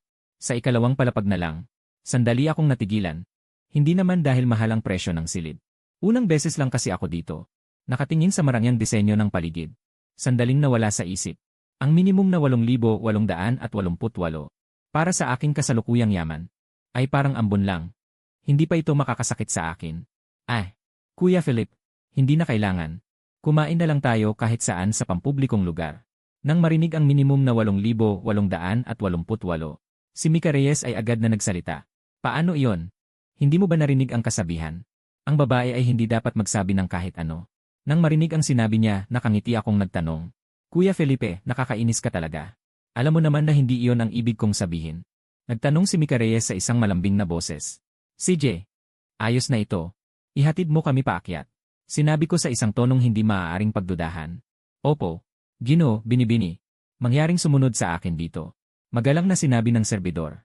Tungkol sa mga biro at asaran ng dalawa kanina. Parang hindi niya napansin. "Wow, Kuya Philip. Ang ganda dito. Sobrang may dating." Tinitigan ko ang silid na aming kinaroroonan. At sa aking mga mata ay lumitaw ang kasiyahan, tinatawag itong pribadong silid. Pero sa totoo, ito ay semi-open na istruktura. Sa loob ay ang magara at maayos na dining area. Ang mga upuan at mesa ay gawa sa makinis at mainit na bilog na kahoy. Pagkatapos buksan ang pinto ng balkonahe. Sa labas ay isang maliit na balkonaheng magandang tanawin. Ang paligid ay pinalamutya ng sari-saring halaman at bulaklak na may iba't ibang taas. Sa gitna ng balkonahe ay isang mesa at upuan na sapat lamang para sa dalawang magkaharap. Kulay gatas na puti. At ang mga halaman sa paligid ay nagtutugma. Parang nasa isang tahimik na lihim na hardin. Sa tapat ng balkonahe ay ang malawak na tanawin ng ilog. Ang ilog ay sumasalamin sa kalahati ng kasiglahan ng lungsod. Nakalalasing, talagang maganda. Tumango ako bilang papuri. Pagkatapos ay umupo ako sa upuan ng balkonahe. "Ginoo, paki-order na po. Ang mga ito ay mga specialty ng aming restaurant. Lubos naming iminumungkahi na subukan nyo. At napakaswerte. Ngayon ay mayroon kaming 12 na antas ng wagyu." Paliwanag ng serbidor na nakayuko. Maganda. Itong black truffle. At itong Boston lobster. King crab. Tig-1 po. At ito rin. Tiningnan ko ang pinaplastik na menu. Umorder ako ng 5 o 6 na putahe ng isang hininga. Mga ganito na lang. Para sa dessert at inumin, kayo na ang bahalang pumili. At magbukas ng isang bote ng panula. Isinara ko na ang menu at ibinalik sa waiter. "Opo, Gino. Mangyaring maghintay. Ihahanda na po."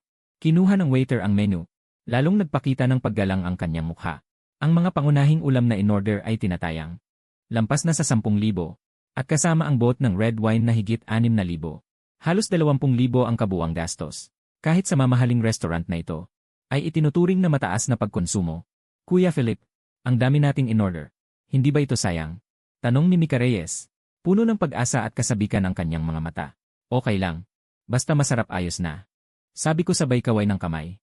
Ang kuryosidad ay nagpainom kay Mika Reyes ng misteryo. Sunod-sunod na dumating ang mga ulam. Mukhang masarap. Palaging napapasigaw si Mika Reyes. Nagising din ang aking ganang kumain. Wow! Ang karne ng lobster na ito ay napakalambot. Ang wagyu na ito ay sobrang masarap. Parang malulunok ko na ang dila ko. Nakaupo ako sa loob ng mainit na ilaw. Sa tabi ng mesa sa pribadong silid. Nakatingin kay Mika Reyes. Sa kabila na walang pakialam sa itsura, kumakain ng malalaki. Ako rin ay hindi nagdalawang isip. May nakaka-relax na ngiti sa aking mga mata. Sa harap ng mesa na puno ng masasarap na pagkain. Masayang kumain ng busog. Sabay kaming kumain, uminom at nagkwentuhan ng walang pilit. Ang pagkain na ito mula simula hanggang katapusan. Umabot ng mahigit 1 oras. Pagkatapos kumain at uminom ng busog, tinawag ang waiter para magbayad. Ang pagkain na ito ay umabot sa 23,000. Habang pinapanood ako na nagbayad ng hindi kumukurap, ang puso ni Mika Reyes ay muling nanlalagablab ng hindi mapigilan. Pakiramdam niya ay sa sandaling ito. Ako ay may hindi maipaliwanag na alindog. O ito pa ba ang dating kilalang Felipe Santos? Baka napasukan ng sobrang mayamang anak ng mayaman. Naisip ni Mika Reyes sa kanyang isipan. Sa daan pabalik, ang gabi ay nababalot ng malamig na simoy ng hangin. Sa kanyang tainga ay ang malakas na ihip ng hangin. Nakaupo si Mika Reyes sa likod ng motorsiklo ko. Bahagyang yakap ang aking baywang. Mas dikit ang kanyang katawan kaysa dati. Nagtanong ako sa kanya. Gabing-gabi na. Babalik ka ba sa iyong tinutuluyan? O dito ka na matutulog sa akin? Bukas na lang diretsyo sa trabaho. Nagtanong lang ako ng padaraan. Kuya Philip, malayo ang tinitirhan ko. Hindi maginhawa ang umuwing mag-isa. Mapanganib din ang maglakad sa gabi. Mahirap din ang daan doon. Kung hindi ka tututol, pwede bang makitulog sa iyo ng isang gabi? Para maranasan ko naman ang manirahan sa mansyon. Kung ano ang pakiramdam. Biro ni Mika Reyes. Haha, sige. Uwi na tayo. Nang marinig ko ang sinabi niya, napatawa ako at sumagot. Nang sabay kaming dumating sa maluwag at maliwanag na tirahan, dumapo sa kanya ang mainit na dilaw na ilaw. Tumingin ako at nakita si Mika Reyes. Nakatayo sa pintuan ng sala. Tumigil ang kanyang hakbang, hindi kumikilos. Pero may pagnanasa sa kanyang mga mata. Habang nakatingin sa malaking kama sa aking silid, tiningnan ko siya.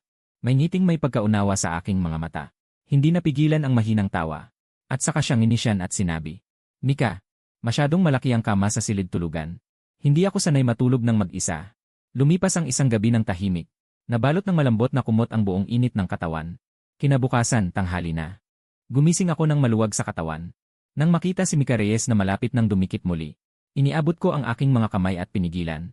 Ang kanyang balikat, seryosong sinabi, huwag masyadong lumapit. Madaling magkamali ang iba sa ating dalawa. Ano namang kinalaman? Hindi maganda yon. Natigilan si Mika Reyes.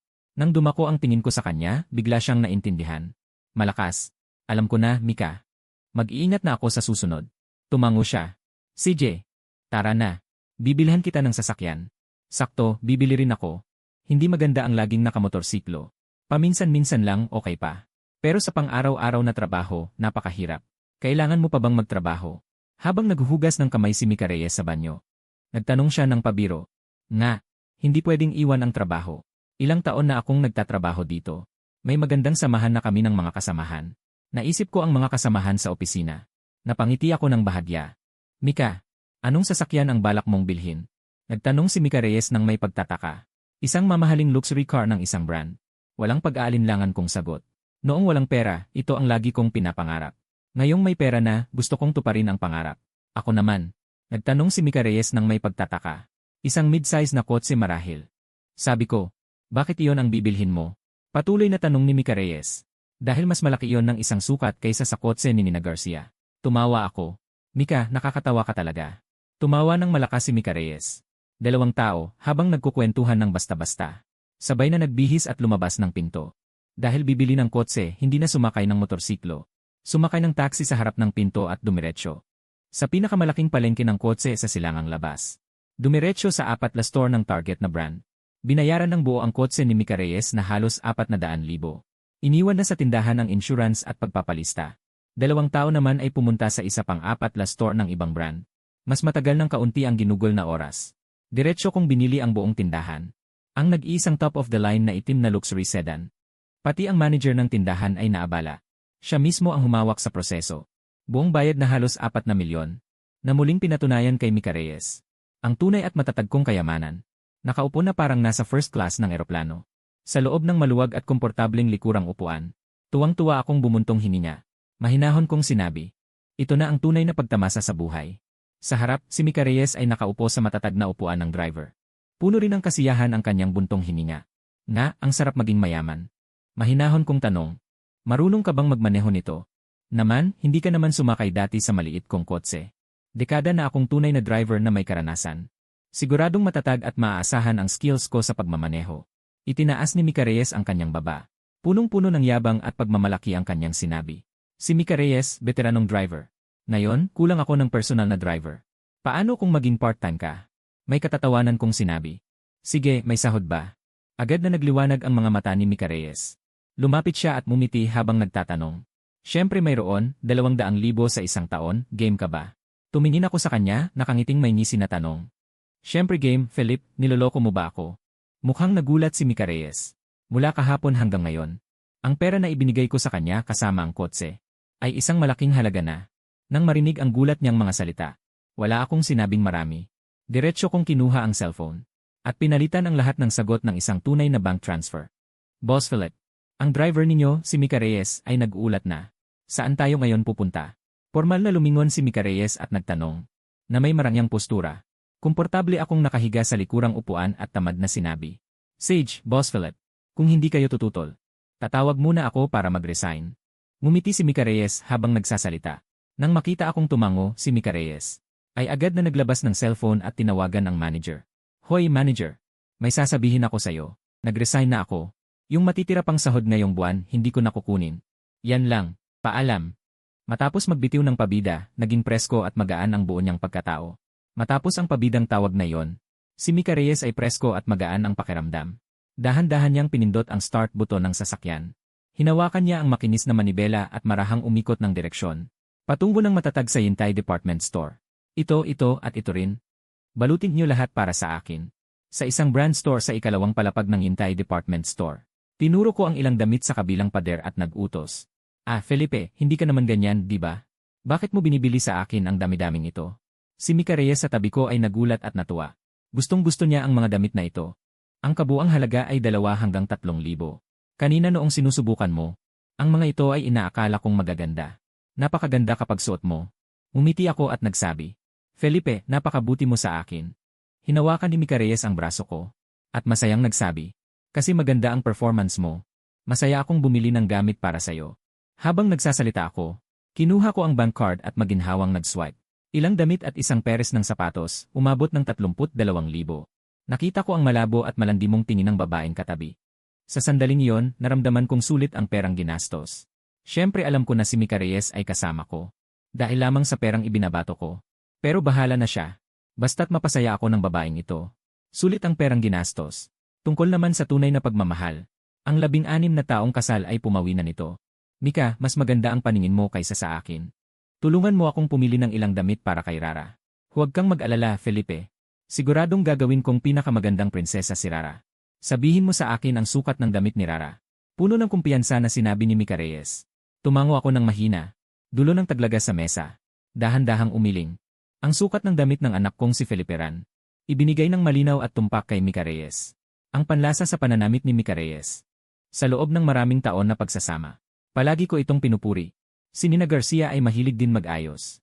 Mahilig sumabay sa uso. Ngunit kung ihahambing kay Mika Reyes, malayo ang agwat ng kanyang estetika at panlasa. Alam ni Mika Reyes na mayaman ang aking pamilya.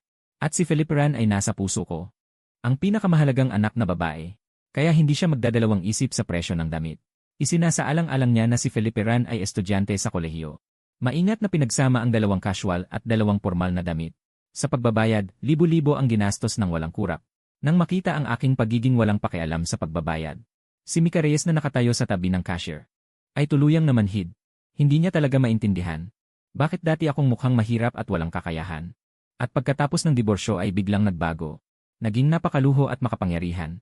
Ngunit sa pag-iisip, sa mundong ito, bawat isa ay may lihim na ayaw ibahagi. Siya ay isang matalino at mabuting babae. Hindi siya magtatanong ng mga bawal na pribadong bagay. Alam niyang susundan lang ako ng payapa.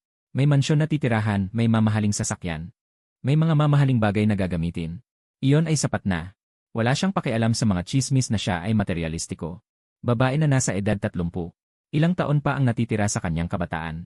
Nahuli ang buntot ng kabataan. At nahuli ang malaking isda na ako. Ngayon ay sobrang nasisiyahan na siya. Kung magagalit ba ang kaibigang si Nina Garcia? Wala siyang pakialam. Sa kanyang pananaw, ang tinatawag na matibay na pagkakaibigan. Sa harap ng mansyon, mamahaling sasakyan, tunay na pera, at mga mamahaling bagay, ay isang malaking biro na walang halaga. Siyempre, kailangan pa ring alagaan ang relasyon kay Nina Garcia. Alam ni Mika Reyes, Sa pamamagitan lamang ng kanyang sariling katangian. Hindi niya alam kung bakit ako gumastos ng napakalaki para sa kanya. Alam niya ng lubos sa kanyang puso. Ang pagkakakilanlan na siya ay kaibigan ni Nina Garcia. Marahil ito ang mas mahalagang dahilan kung bakit ako handang tratuhin siya ng ganito. Si Nina Garcia noon ay napakasama sa akin. Kung ako ay isang lalaking walang ugali, walang kakayahan, at walang pera, titiisin ko na lang at tatanggapin ang kapalaran. Ngunit ngayon ako ay isang napakayamang tao na hindi masukat ang yaman. Paano ako makukuntento na lunukin ang mga nakaraang kahihiyan? Siya ay kaibigan ni Nina Garcia. Pagkatapos ko lang makipaghiwalay, pinayagan ko siyang sumama sa akin. At binigyan ko siya ng napakagandang material na kondisyon. Para saan? Ang sagot ay siyempre para maghiganti kay Nina Garcia. Ang lalaking ito ay gusto lang na pagsisihan ni Nina Garcia. Magsisi siya na hindi niya nakilala ang tunay na halaga. Magsisi sa mga bagay na ginawa niya na hindi tama sa kanya. Kailangan niyang gampanan ang kanyang tungkulin. Ito ang pinakamalaking halaga niya sa pananatili sa tabi ko. Si Mika Reyes ay walang anumang pagdududa. Dahil sa aking kakayahan at napakalaking kapangyarihan. Talagang hindi pwedeng siya lang ang babae ko. Ang lalaki kapag may pera ay nagiging masama. Mga halimbawang tulad nito, nakita niya ng sobra sa mga nakaraang taon. Ang mga batang babae ngayon ay mas baliw at aktibo kumpara sa kanilang mga matatandang babae. Lahat ng salita ay kaya nilang sabihin. Lahat ng bagay ay kaya nilang gawin.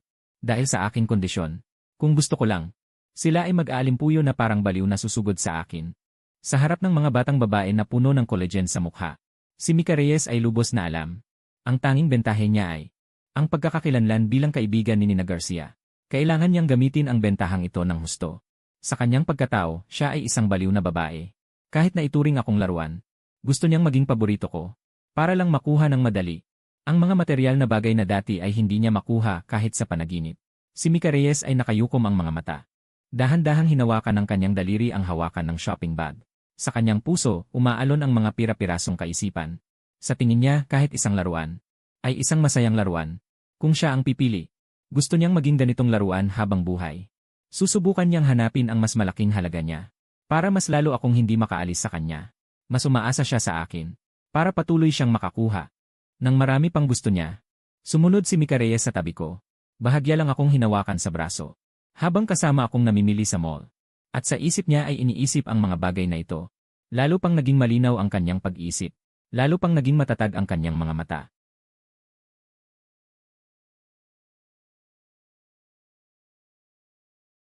Dumating kami sa may maliwanag na cosmetic counter. Itinuro ni Mika Reyes ang glass counter. Isang magandang set ng pambabae na serye para sa kabataan. Philip, ang brand na ito ay bagong produkto ngayong taon. Serye ito para sa mga dalagita. Bumili tayo ng isang set para kay Rara. Kailangan ng mga babae ang mga pampaganda. Magugustuhan niya ito. Tiningnan ko ang tinuturo niya. Ang presyo ng set. 29,000 ang nakalagay. Kahit hindi ko alam kung bakit. Isang set ng pampaganda ang ganito kamahal. Pero dahil para ito sa anak ko, natural na walang pag-aalinlangan akong kumilos. Diretsong binili ko ito. At natawa pa akong sinabing pumili rin siya ng isa para sa sarili niya. Angkop na serye. Dali-daling nagsilay ang mga mata ni Mika Reyes. Itinuro niya ang counter. Isa pang set ng high-end na serye para sa mga mature na babae. Sumagot siya nang maabot sa akin ang magandang paper bag. Philip, ngayong gabi magpapakita ako sa iyo ng maganda. Inikit niya ang kanyang labi sa tainga ko at pabulong nasabi. Tumango ako. Magsasalita pa sana ako. Biglang tumunog ng mabilis ang cellphone ko sa bulsa. Inabot ko ang cellphone mula sa bulsa. Lokal na numero ang lumabas sa screen. May sunod-sunod na numerong 8 sa dulo. Isang tingin pa lang malaman na. Ang may-ari ay may pambihirang pagkatao. Pinindot ko ang answer button at inilapit sa tenga, sabay tanong. Hello, sino ito? Ang lalaki sa kabilang linya ay nagpakilala. Si Carlos Lim, branch manager ng Industrial and Commercial Bank. Nakinig ako sa pagpapakilala ng lalaki sa telepono. Itinaas ko ang kilay at nagtanong. Manager Carlos, may kailangan po ba? Ngumiti si Manager Carlos at sumagot. Kaninang umaga, tumawag ang Zongdao Law Firm mula sa lungsod. Gusto nilang mag-request na suriin ang impormasyon ng iyong bank account. Ngunit tinanggihan na namin ito. Ikaw ay isang na kliyente ng aming bangko. May mahigpit kaming patakaran ng pagiging kumpidensyal tungkol sa iyong impormasyon. Nang marinig ko ito, medyo nagulat ako.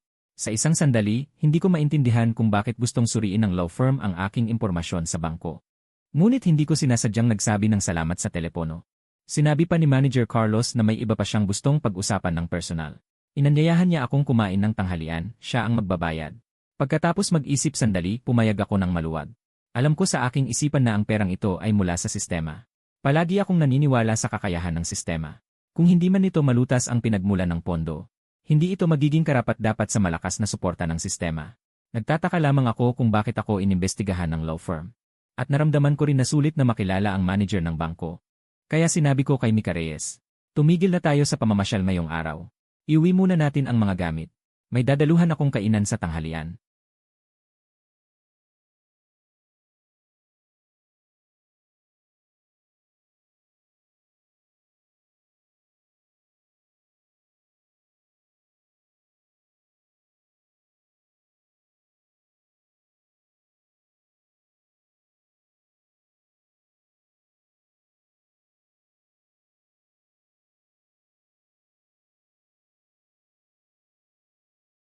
Nang makita ko ang medyo pananabik na ekspresyon ni Mika Reyes, tinapik ko ang braso niya at sinabi, ito ay may kinalaman sa trabaho. Sa susunod na magkaroon ng pagkakataon, dadalhin kita rito para kumain. Sabi nila masarap daw ang alimango dito. Sa totoo lang, pupunta rin ako sa kumpanya. Kukunin ko ang aking mga personal na gamit. At ihahatid ang mga binili ko kaninang umaga pa uwi. Si Mika Reyes ay ngumiti at nagsabi, sige, maghanda ka. Bukas, sabay tayong pumunta sa Imperial City para makita si Rara. Paalala ko, sige, uwi muna ako at maghahanda. Kung kailangan mo ng anuman, sabihin mo lang sa akin. Sabi ni Mika Reyes. Tumango ako at lumiko upang sumakay sa ferry. Ang tanawin sa tabing ilog ay napakaganda. Ngunit wala akong gana pahalagahan ito. Palaging nasa isip ko kung sino ang nag-imbestiga sa akin. Ang karaniwang ferry ay dahan-dahang dumating sa isla sa gitna ng lawa. Bumaba ako ng bangka. Sa pamumuno ng naghihintay na staff, naglakad ako pasulong. Ang isla ay may maraming mga bulaklak at puno na kalat-kalat. Ang mga natatanging hugis ng mga bulwagan at gusali ay nakadisplay na magkakalat. May natural na mainit na alindog ng isang nayon sa Jiangnan. Ang simoy ng ilog ay dahan-dahang dumating na nagpapagaan ng aking pakiramdam. Unti-unting naging payapa ang aking isipan. Sa paanan ng paikot-ikot na, mabatong daan, dahan-dahan akong naglakad ng ilang sandali. At nakarating sa isang eleganteng pribadong hardin. Ang kulay abo na pader ng bakuran. Ang basang bubong na gawa sa glaze tile. Sa harap ko ay isang makapal na pulang-pula na pintuan. Nakasalukuyang nakabukas ng malapad. Sa loob ng pinto, bahagyang nakikita ang berdeng mga kawayan na nagsasalubong. May tunay na klasikong alindog ng Suzhou-style na hardin. Hindi nagtagal pagpasok sa hardin. Dumating ako sa isang pinong disenyong espesyal na patio. Sa sinaunang pintuan ng patio, isang lalaking nasa katamtamang edad, nakasuot ng maputing kamiseta. May suot na magalang na salamin na may gintong frame. Medyo mataba ang pangangatawan. Nakatayo roon, tahimik na nakatingin sa direksyon kung saan ako nanggaling. Sa likuran niya, magkabalikat na nakatayo ang dalawa. Batang babaeng empleyado na nakasuot ng maayos na uniforme ng bangko. Nang makita akong dahan-dahang lumalapit, agad na sinalubong ako ng lalaking nasa katamtamang edad. Ang kanyang mukha ay nagpakita ng isang napakasiglang ngiti. Kumusta, ikaw ba si Ginoong Philip? Ako si Carlos Lim, ang branch manager. Nang makita ang kamay ni Carlos Lim na kusang inilahad, natural ko itong inilahad at nakipagkamay. Ginoong Lee, kumusta, ikalulugod kong makilala ka. Ang aking pag-ugali ay hindi nagpapakita ng sobrang yabang o kababaang loob. Napaka-natural lang. Ang taong nasa harap ko, kahit isa siya sa 4 na pangunahing bangko. Ang pinuno ng isa sa mga sangay. Kung dati, hindi ako magkakaroon ng anumang ugnayan sa kanya. Ngunit ngayon, mayroon akong ari-arian na ilang 10 milyon. Sabi nga, ang pera ang nagbibigay ng lakas ng loob sa isang lalaki. Sa likod ng matatag na kapital bilang suporta. Natural na hindi ako mabibigo sa presensya. Nagpalitan kami ng ilang bati ng dalawa sa pintuan.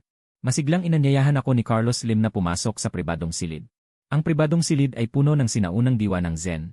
Napakakomportable ng pakiramdam. Matapos kaming 4 na maupo ayon sa pagkakaupo ng panauhin at host, inutusan ni Carlos Lim ang server na simulan ang paghahain ng pagkain. Pagkatapos, patuloy siyang nakikipagkwentuhan sa akin. Mahusay ang paraan ng pakikipag-usap ni Carlos Lim. Hindi niya agad inilapit ang usapan. Patungkol sa issue ng account. Nakipagkwentuhan lang siya sa akin tungkol sa ilang nakakatawang bagay sa pananamit. Napakasarap ng pakiramdam ko. 2 babaeng empleyado na nakasuot ng uniforme ng Industrial and Commercial Bank. Ang isa na mas matanda ay nakaupo sa tabi ni Carlos Lim. Isa pang babaeng nasa edad 20 may asawa. Nakaupo sa aking kanang bahagi. Madalas akong pinakikinggan sa aming mga usapan. Paminsan-minsan ay nagdaragdag ng tubig at nag-aayos ng mga kadamitan. Dati madalas akong umingiti. Ngunit hindi mahilig sa alak. Pinakamataas ay 4 na tile hanggang kalahating kilo. Kapag nasa bahay ako, karaniwang 2 tile lamang. Nang marinig ang aking sinabi, ang babaeng nasa tabi ay agad na tumayo para kumuha ng alak. Nagbuhos ng alak para sa akin at kay Carlos Lim. at nagbuhos ng kaunting puting tubig sa kanyang sariling tasa. 8. Si Presidente Philip ay A ng aming bangko. Paano mo kayang tubig ang iyong iniaalok sa bisita? Palitan ng puting alak. Nang makita ang tubig na ibinuhos ng babaeng empleyado, nagkunot ang noo ni Carlos Lim. At may hindi kasiyahang sinabi. Manager ng bangko, talagang hindi ako marunong uminom. Madali akong malasing sa puting alak. Uminom na lang ako ng red wine. Nang marinig ang sinabi ng manager, agad na umiti ang babaeng may asawa ng angkop ng ngiti. At mahinang tumanggi. Hindi, paano naman ang red wine? Napakawalang galang sa bisita. Palitan na lang ng puting alak. Hindi mo na kailangan pumasok sa bangko ngayong hapon. Papayagan kita. May matigas at di mapapasubalyang tono si Carlos Lim. Ayos lang, Manager Carlos. Kung hindi marunong uminom ang babae, huwag na pilitin. Nakaupo ako sa upuan, ang aking mukha ay may banayad na ngiti. At nagsalita. Presidente Philip, huwag kang mag-alala. Hindi ko siya hahayaang uminom ng sobra. Alam ko ang kakayahan ni Bianca sa pag-inom. Hahaha. Alam kong si Mika Reyes ka. Pero hindi mo siya tiyak na matatalo sa pag-inom. Agad na tumawa ng malakas si Mika Reyes. Dahil sinabi na yon ni Mika Reyes. Siyempre hindi na ako makapagsalita pa. Malinaw kong nakita si Mika Reyes sa tabi ko. Na pinalitan na ang puting tubig sa kanyang tasa. Nang mataas na grado ng puting alak. Dati sa trabaho. Madalas akong makaranas ng mga boss sa inuman. Ang sitwasyon na pilit na pinapainom ang babaeng kasamahan. Sa totoo lang, medyo hindi ko ito gusto. Pero sa ngayon, hindi pa kami gaanong magkakilala. Kaya natural lang na hindi ako makapagsalita ng marami. Mga masasarap at espesyal na putahe. Inilipat ng mga waiter sa ibabaw ng mesa. Si Carlos Lim ay nagtaas ng kanyang baso. Presidente Philip, ipapakilala ko ng formal. Ito si Nilo, ang direktor ng opisina ng aming kumpanya. Sabay kaming mag-aangat ng baso kasama si Presidente Philip upang ipagdiwang ang ating pagkakakilala. Sinabi ni Carlos Lim ng malakas habang may baso sa kamay. Itinaas ko ang aking baso at mumiti habang iniangat ang baso kay Carlos Lim. Pagkatapos ay inubos ko ito ng isang lagok. Ang mga maliliit na baso na ito para sa alak. Ang isang baso ay hindi hihigit sa 2 tiyan. At ang iniinom ay mamahaling alak. Kaya natural lang na walang hirap sa pag-inom ng isang lagok. Nang makita akong inubos ang aking baso, si Carlos Lim ay inubos din ang kanyang inumin ng maluwag. Presidente Philip ay isang taong diretsyo. Ngumiti siya habang pinupuno muli ang baso ni Presidente Philip. At nagsalita ng nakangiti. Tara, President Philip. Subukan ang specialty na alimango dito. Sinasabi ng lahat na masarap ang alimango mula sa mga sikat na lugar. Pero para sa akin, hindi naman ito tiyak na mas masarap kaysa sa atin dito. Si Bianca Santos na nasa tabi ay masigasig na kumuha ng isa para sa akin. Isang sariwa at matabang alimango. At maingat na binuksan ang kanyang shell gamit ang tradisyonal na 8 kagamitan. Inilagay ang matabang laman sa malinis na plato. Sa harapan ko, President Philip, subukan inyo. Mahinahong sinabi ni Bianca Santos. Lumingon ako at mumiti sa kanya. At sabay na tiningnan siya ng malapitan. Mayroon siyang pinong hugis itlog na mukha. Ang kanyang mga detalye ay napakaganda at kaaya-aya. Sa unang tingin, hindi siya gaanong kakaiba. Siya ay parang isang malambing at tahimik na asawa sa bahay. Pero habang pinagmamasdan, mas nagiging kaakit-akit siya. Lalo na ang kanyang magagandang mata na hugis phoenix. At ang isang bahagyang ngiti, na may dalang bahagyang alindog. Ang kanyang katawan ay maliit at maganda. Ang mga bahaging dapat payat ay payat. Huminto mismo sa lugar na dapat huminto. Pagkatapos ng 3 tagay ng alak, pinalabas muna ni Carlos Lim si Nilo at Bianca Santos. Alam ng dalawa na may mahalagang usapan. Tumayo sila at umalis. Sa loob ng malaking silid, tanging kami na lang ni Carlos Lim ang natira. Sinabi niya na hindi raw niya masabi ng malinaw sa telepono kanina. Hindi kasi iyon maginhawang sabihin doon. May kinalaman iyon sa pribadong bagay tungkol sa iyo at sa pamilya mo. Kaya kanya inimbitahan dito. Nang marinig kong dumiretso na si Carlos Lim sa paksa, tumango rin ako. Ginoong Philip, alam mo ba kung sino ang nag-utos sa Zongdao Law Firm na imbestigahan ang inyong account? Nakaupo si Carlos Lim sa sopa ng bisita. Bahagyang sumandal pasulong ang kanyang katawan. Tanong ni Carlos Lim. Nang marinig ko, napahinto ang aking daliri. Bahagyang umiling. May kalituhan at pagtataka sa aking mukha.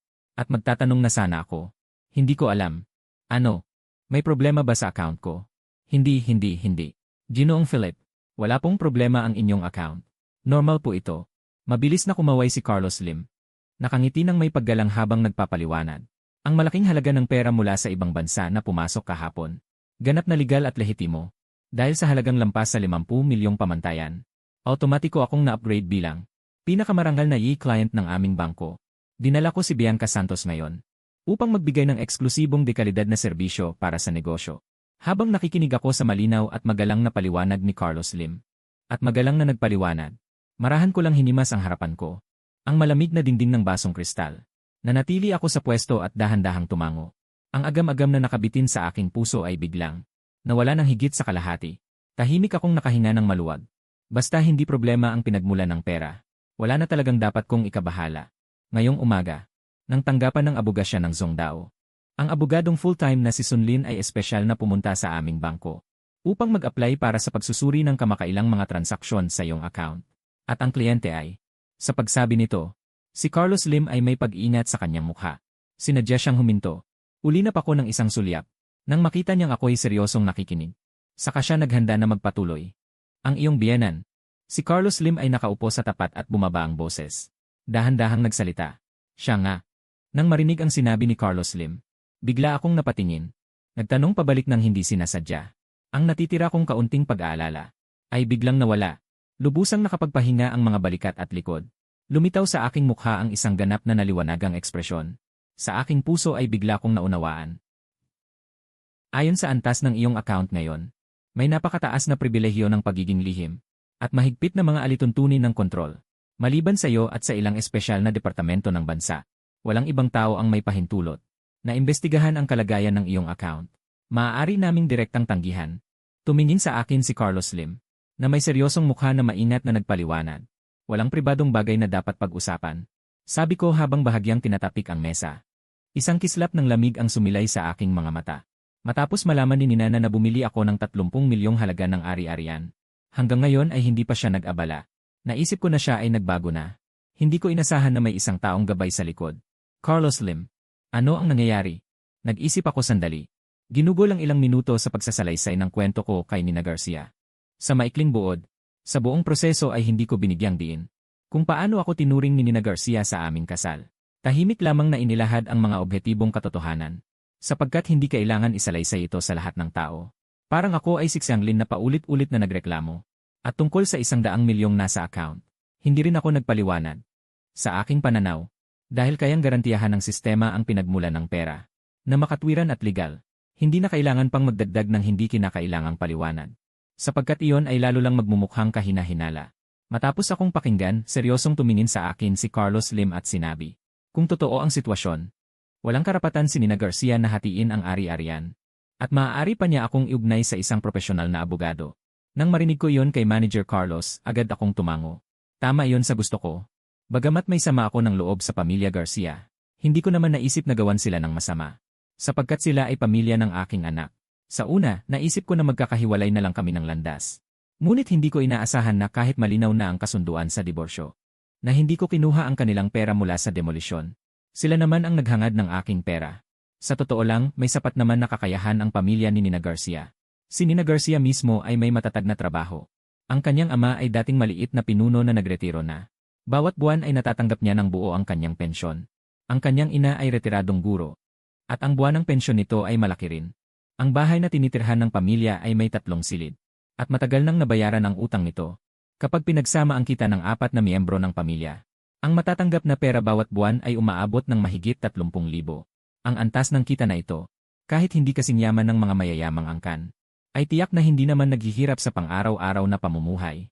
Ngunit si Nina Garcia ay laging gumagastos ng walang pakundangan. At walang kahit anong tamang pagpaplano ng kanyang personal na kita at gastos. Ang kanyang mga pampaganda sa araw-araw ay pawang mga high-end luxury brands. Ang mga damit at bag na nagkakahalaga ng ilang libo ay binibili niya ng walang pag-aatubili. Madalas pa siyang lumabas kasama ang mga kaibigan para kumain o magparty ng ilang beses sa isang linggo. Bawat labas ay gumagastos ng 1 hanggang 2,000. Sa ganitong walang kontrol na paggasta, halos wala na siyang natitira sa bawat buwan. Dahil sa ganitong walang kontrol na gawi sa paggasta, kaya laging mababa ang tingin sa akin ni Nina Garcia. At puno ng pagkayamot sa maliit kong kita. Tuwing magsasalita tungkol sa mamahaling bag ng kaibigan o pagbabakasyon sa ibang bansa. Laging may panunuya o matinding sigawan. Tuwing ganitong pagkakataon, hindi ako makapagsalita o hindi rin makatahimik. Kung magsasalita ako, agad akong sasalubungin ng mas matinding sigawan ni Nina Garcia. At kung tatahimik naman, sasabihin niyang nagmumukmok ako. Binigyan niya ako ng malamig na trato. Kapag naaalala ko ang mga nakakasakal na araw na yon, natatakot pa rin ako. Labis akong nagpapasalamat na nakipaghiwalay ako kay Nina Garcia at hindi na nagpatuloy sa kasal. Malamang ay matinding depresyon at magpapakamatay pa ako. Mabuti na lang at lahat ng ito ay ganap na nakaraan na. Tungkol naman sa mga problema ng pamilya ni Nina Garcia, talagang ganap ko nang inasahan ang lahat. Ang pamilyang ito ay pawang pera ang inuuna. Mga taong makasarili at masasama ang ugali. Nang makita nilang maganda na ang buhay ko pagkatapos ng hiwalayan, ang hindi pagiging kontento, inggit at selos ay kakaiba na. Ngunit kahit anong paraan ang gawin nila para manggulo sa akin, hindi ko na sila pagbibigyan ng walang hangganan. Noong hiwalayan, lahat ng ari-arian ay ibinigay ko kay Nina Garcia. Hindi lang ako tuluyang nawalan ng lahat, kundi kailangan ko pang sustentuhan ang anak naming babae na kakapasok pa lang sa kolehiyo. At si Nina Garcia ay ayaw man lang magbigay ng sustento. Masasabing ginawa na niya ang lahat ng kasamaan. Ngayong nakita niyang yumaman na ako at maraming pera, babaling siya at mag-iisip na makikisalo sa aking ari-arian. Wala namang ganoong magandang kapalaran sa mundo. Nang makita niyang ipinakita ko na ang aking saloobin, agad tumango si Manager Carlos. At tinawagan agad ang dalawang babae para bumalik. At seryosong nag-utos kay Bianca Santos na nasa tabi niya, tungkol sa mga kahilingan ng eksklusibong serbisyo. Seryosong ipinag-utos ni Manager Carlos kay Bianca Santos. Siya na raw ang magiging eksklusibong tagapaglingkod ko mula ngayon. Kailangan niyang ipaliwanag ng detalyado ang nilalaman ng serbisyo. Iwan ang kanyang impormasyon sa pakikipag-ugnayan. At dapat 24 oras na handang sumagot sa tawag. Gawin ang lahat ng aking kahilingan ng buong puso. Sunod-sunod na tumango si Bianca Santos at pumayag. Napakasarap ng pagkain na ito. Umabot ng mahigit 1 oras. Nakainom din ng mga 6 o 7 tiles ng alak. Pagkatapos mabusog sa pagkain at inumin, umalis ang ilan sa Tongfuyashu. At sabay na sumakay ng ferry papunta sa Pantalan. Si Mika Reyes na matagal nang naghihintay doon. Nang makita akong bumaba ng ferry, agad na pinaandar ang sasakyan papalapit. At bumaba upang buksan ang pinto ng sasakyan. Siya ay isang babaeng mahilig sa material na kasiyahan. Dati ay wala siyang kakayahan. Kaya naiinggit lang siya sa buhay ng mayayaman. Ngayon ay may pera na siya. Siyempre, lubusan niyang tatamasahin ito. Nang ihinto niya ng maayos ang sasakyan. Sa harap ng Maranya at Engranding Restaurant. Na-enjoy ang paggalang na pagtanggap mula sa doorboy na yumuyuko at nagbubukas ng pinto ng sasakyan. At ang inggit na tingin ng ibang mga bisita sa paligid. Ang kasiyahan ng labis na nasisiyahan ang kanyang pagmamayabang. Ay sa kanyang 20 taong buhay. Hindi pa niya naranasan ang ganitong bagong mahalagang damdamin. Kung noong una, siya ay tungkol sa pagiging kasama ko sa hindi malinaw na pagkakakilanlan. Na may ilang nakatagong, hindi komportable at hindi maipaliwanag na pakiramdam. Ngunit pagkatapos ng 2 araw at 1 gabi ng pinakamayamang karanasan, ng marangyang pamumuhay, siya ay tuluyang nahumaling. Sa ganitong pakiramdam ng mamahalin at walang kabuluhang buhay, hindi na siya makababalik sa dating payak na araw. Nang makita si Mika Reyes na dahan-dahang bumaba mula sa sasakyan, naghihintay sa harap ng mamahaling restoran, si Felipe Santos ay biglang lumiwanag ang mga mata. Ang babaeng ito sa harap, kahit na isang sulyap ay mukhang higit sa 30 taong gulang. Ngunit ang kanyang hinog na kagandahan mula loob hanggang labas ay parang isang makatas at hinog na peach na may walang katapusang nakamamatay na akit sa mga lalaki. Lalo na ang kanyang mukha na parang sikat na artista. Kasama ang kanyang perpektong hubog at magandang katawan. Sinumang normal na lalaki na makakita sa kanya sa unang tingin ay hindi may iwasang magkaroon ng mga pantasya. Ngunit si Carlos Lim ay tao na nakakita ng maraming malalaking bagay. Kahit na bahagyang nawala ang kanyang anyo, ay agad na inayos ang kanyang estado. President Philip, kami sa bangko ay espesyal na naghanda para sa inyo. Ilang eksklusibong regalo. Pahintulutan inyo ang driver na buksan ang trunk ng sasakyan. Ako ay mag-uutos ng isang tao na magdala ng mga ito sa loob. Si Carlos Lim ay nagsabi na may mahinahon at disenteng ngiti. Manager Carlos, napakabait mo naman. Hindi ako comfortable dito. Ako ay tumugon ng may ngiti at magalang. Paano ito magiging kabaitan? Ito ay ang nararapat na eksklusibong marangyang serbisyo. Bilang pinakamataas na antas at top na malaking kliyente ng aming bangko ang mga eksklusibo at mararangyang benepisyong nararapat ninyong matanggap. Sa hinaharap, regular kaming maghahatid nito bawat quarter. Sabihin mo lang kay Bianca ang eksaktong address para sa araw-araw na paghahatid. Patuloy na sinabi ni Carlos Lim habang nakangiti. Dahil nasabi na ni Carlos Lim ang lahat hanggang dito. Binuksan ni Carlos Lim ang trunk ng sasakyan. Mabilis, 2 lalaking empleyado ng bangko na nakasuot ng maayos na uniforme ay naglalakad ng mabilis dala ang mga kahon at bag. Sumulyap ako at may nakita akong mamahaling alak. Sigarilyo, at imported na prutas at nutritional products. Ang mga magagandang bagay na ito sa harap ko ay may halagang hindi bababa sa 10,000 piso sa pamilihan. Ito ba ang eksklusibong pakinabang para sa top clients? Talagang maganda. Tiningnan ko ang halos punong-puno ng gamit sa likod ng sasakyan.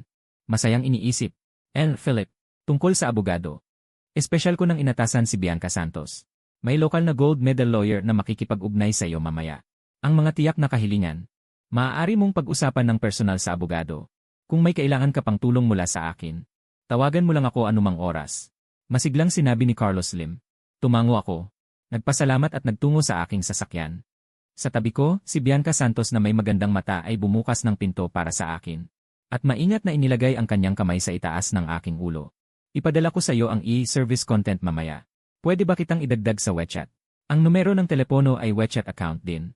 Pagkaupo ko sa sasakyan, si Bianca Santos ay sumilip sa bintana at mumiti. Tumango ako at isinara ang bintana. Pagkalayo ng sasakyan ng kaunti, nagtanong si Mika Reyes nang may pagtataka kung sino siya. Sinabi ko na service specialist si Bianca Santos. Nang marinig niya yon, mahinang tumawa. Itinanong ko kung bakit. Sinabi niya na para bang dapat siyang maging guro, hindi empleyado ng bangko. Tumawa si Mika Reyes.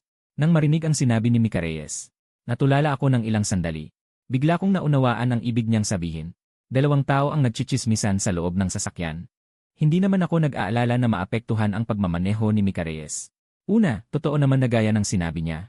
Siya ay isang veteranong driver na nagmamaneho ng mahigit 10 taon. Ang luxury car ay may napakahusay na safety features. Ang aming pakiramdam ay isang salita lang, matatag. Pangalawa, ang automatic collision avoidance ng luxury car ay nagpapadali rin sa kanyang pagmamaneho.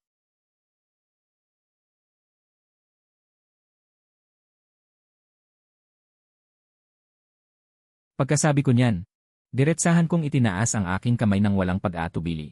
Pinatay ang tawag. Sa kabilang linya, narinig ko ang malamig na boses ni Nina Garcia. Na tila may bigat ng mababang presyon. Iyong napakapamilyar na nangingibabaw na pakiramdam. Hindi ko na malayang nakasimangot. Humigpit ang pagkakahawak ko sa telepono. Sige, saan tayo mag-uusap? Nag-antala ako at sinabi. Jin din yun, saka ko bisitahin ang mansyon mo. Puno ng pag-uyam na tono. Sinabi ni Nina Garcia. Kahit sa malamig na telepono. Malinaw kong narinig ang kanyang. Papapasukin kita ng gwardiya. Pagkasabi ko nito, diretsyo kong inangat ang kamay ng walang pag-aatubili. At pinatay ang tawag. Sa kabilang linya, nakita ni Nina Garcia na ako mismo ang pumatay ng tawag. Pumuti ang kanyang mga daliri sa sobrang pagkakahawak. Ang simulay madilim ang mukha, naging lalong pangit. Philip Santos. 2 araw pa lang kaming hiwalay. At naglakas loob kang patayin ang tawag ko. Galing mo ha. Napakagatlabi si Nina Garcia. Puno ng puot at sama ng loob na sinabi. Tinawagan ka ni Nina Garcia. Si Mika Reyes na mahinahong nagmamaneho. Siyempre narinig niya ang buong usapan namin.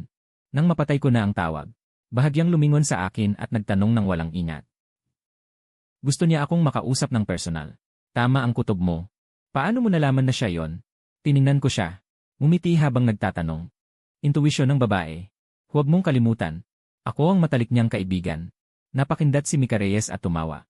Sabay pasok ng kotse sa subdivision. Automatikong umangat ang harang ng garahe. Dumiretso siya sa ilalim na parking lot. Nagtaas ako ng kilay at mumiti ng palihim. Talagang matalik na kaibigan. Kaka-divorce lang niya. At natulog mo na ang kanyang kaibigan. Lene, hindi ba ikaw ang natulog sa akin? Si Mika Reyes ay nagpamalas ng kislap sa kanyang mga mata na may kasamang tusong ngiti. Sino ang natulog kanino? Pareho lang. Nagbiro ako ng basta-basta. Matapos ang diborsyo ay nakatanggap ako ng kabayaran mula sa sistema. Hindi ko na malayan na malaki na ang pagbabago ng aking pananaw. Ang ganitong pagbibiro at pang-akit kay Mika Reyes. Noon ay hindi ko talaga kayang gawin.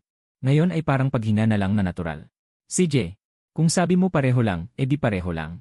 Philip, maya-maya darating si Nina Garcia. Dapat ba akong umiwas? Si Mika Reyes ay tumingin sa akin at mahinang nagtanong. Umiwas? Bakit kailangan umiwas? Nang marinig ang kanyang sinabi, nagtataka akong nagtanong. Siya ngayon ay puno na ng sama ng loob. Iniisip niya na tiyak na itinago mo sa kanya ang katotohanang ikaw ay napakayaman. Ang pagdating niya ngayon ay para sumbatan ka. Kung makita kanyang kasama ako, hindi ka ba natatakot na mabaliw siya sa harapan mo? Si Mika Reyes ay tumingin sa akin at nangaasar. Mika, may punto ka. Sa kanyang ugali ay talagang posible yon. Ano sa palagay mo ang gagawin? Ngumiti ako at ibinalik sa kanya ang problema. Si Mika Reyes ay nag-isip ng paraan para harapin si Nina Garcia. Ngumiti ako at pinuri siyang henyo. Siya ay bumuntong hininga at pinagbiro ang kanyang kalagayan. Bahagyang inikot ang manibela at pinarada ng husto ang sasakyan sa slot. Nagkasundo kaming umakyat. Maalaga niyang inaliw ako na sa gabi ay magkukwento siya bago matulog. Bumaba ako ng sasakyan. Pinayagan ko si Mika Reyes na hagurin ang aking braso. Parang tunay na magkasintahan. Magkasama kaming pumunta ni Mika Reyes sa harap ng elevator at umakyat. Itinaas ang kamay at itinulak ang mabigat na pinto.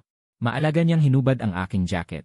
At maalaga ring yumuko para tulungan akong magpalit ng malambot na tsinelas. Nang makita akong nakaupo ng maayos sa malapad na sofa ng sala. Lumingon siya at nagtimpla sa akin ng mainit na green tea. At maingat na naglagay ng magarbong fruit tray na puno ng sariwang prutas. Umupo ako sa malapad at malambot na sofa.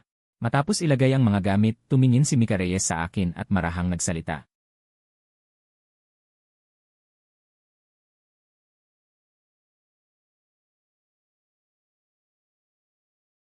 Sandali lang. Umupo ako sa malapad at malambot na sofa na hawak ang kanyang pulsuhan. Tumingin sa kanya at marahang tinawag siya. Magsipag muna kayo. Kumuha ako ng malinis at pino na papel na tuwalya mula sa lamesa sa harapan. Dahan-dahan kong inangat at tinulungan siyang pahirin ang maliliit na baka sa kanyang mga labi. Pagkababa ng aking boses at malambing na sabi sa kanya. Nanatili akong nakaupo sa malapad at malambot na sofa, nakatingin sa kanya.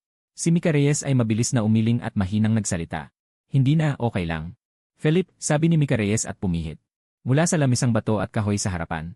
Kumuha ng malinis at maningning na baso. Nagbuhos ng kalahating baso ng maligambam at malinis na white water. Dahan-dahang tinaas ang ulo at inubos ito sa isang lagok. Ganito na lang. Nanatili akong nakaupo sa malapad at malambot na sofa. Matapos uminom, inilapag ni Mika Reyes ang baso. Paningkit ang mga mata, tumingin sa akin at mumiti. Sinabi ni Mika Reyes sabay lapit sa akin. Bahagyang ibinuka ang mapupulang labi at huminga ng mainit na hangin sa akin. Mumiti at sinabing, amuyin mo. Amuyin mo. Wala nang kahit anong amoy. Nakaupo ako sa malapad at malambot na sofa. Medyo naiinis na kunot ang noo. Dahan-dahang inilayo ang sumungaw niyang tunog. Nagkunwaring mayayamot na sabi. Tabi-tabi. Bago matulog, magsipilyo ng mabuti. Sabi ko ng mayayamot. Sa isip, hindi ko napigilang bumulong. Wala nga talagang amoy. Nakaupo sa malapad at malambot na sofa, nakatingin ako sa kanya. Tingin ni Mika Reyes sa akin, sabay hagik-hik. Haha, nandidiri ka pa. Sabi ni Mika Reyes. Pagkatapos, mabilis na pumihit at nagtungo palayo papalit sa banyo. Nang bumalik, may hawak na malinis na mop. Nakaupo ako sa malapad at malambot na sofa. Nakatingin sa kanya na nakayuko at naglilinis ng sahig, hindi ko napigilang sabihin. Mika Reyes, isa kang engkanto. Tumingala si Mika Reyes at mumiting sumagot. Felipe Santos, isa kang hindi seryosong tao. Teka lang. Ngayong gabi, kailangan kang parusahan ng mabuti. Ngumiti ako at sumagot sa kanya. CJ. Basta bukas ng umaga, huwag kang magreklamo na masakit ang baywang at likod. Nakaupo ako sa malapad at malambot na sofa, hindi ko napigilang mag-isip. Pero bakit hindi ko naiinis si Mika Reyes kahit ganito siya? Hindi lang naiinis. Sa halip, may tunay na paghanga pa nga. Nag-isip ng ilang sandali. Napagpasyahan ko pa ring sisihin si Mika Reyes sa pagiging sobrang galing. Kahit na may panlilin lang siya. Pero hindi mo maiwasang makaramdam ng kakaibang ginhawa. Hindi mo siya kayang kamuhian. Sa sandaling iyon, biglang tumunog ang telepono. Inilabas ko ito at tiningnan. Si Nina Garcia pala. Nasa pintuan na ako. Sabihin mo sa gwardiya. Sinagot ko ang tawag. Mula sa kabilang linya, narinig ko ang boses ni Nina Garcia. Malamig ngunit may bahid ng selos. Magandang araw, si Ginoong Felipe ba ito?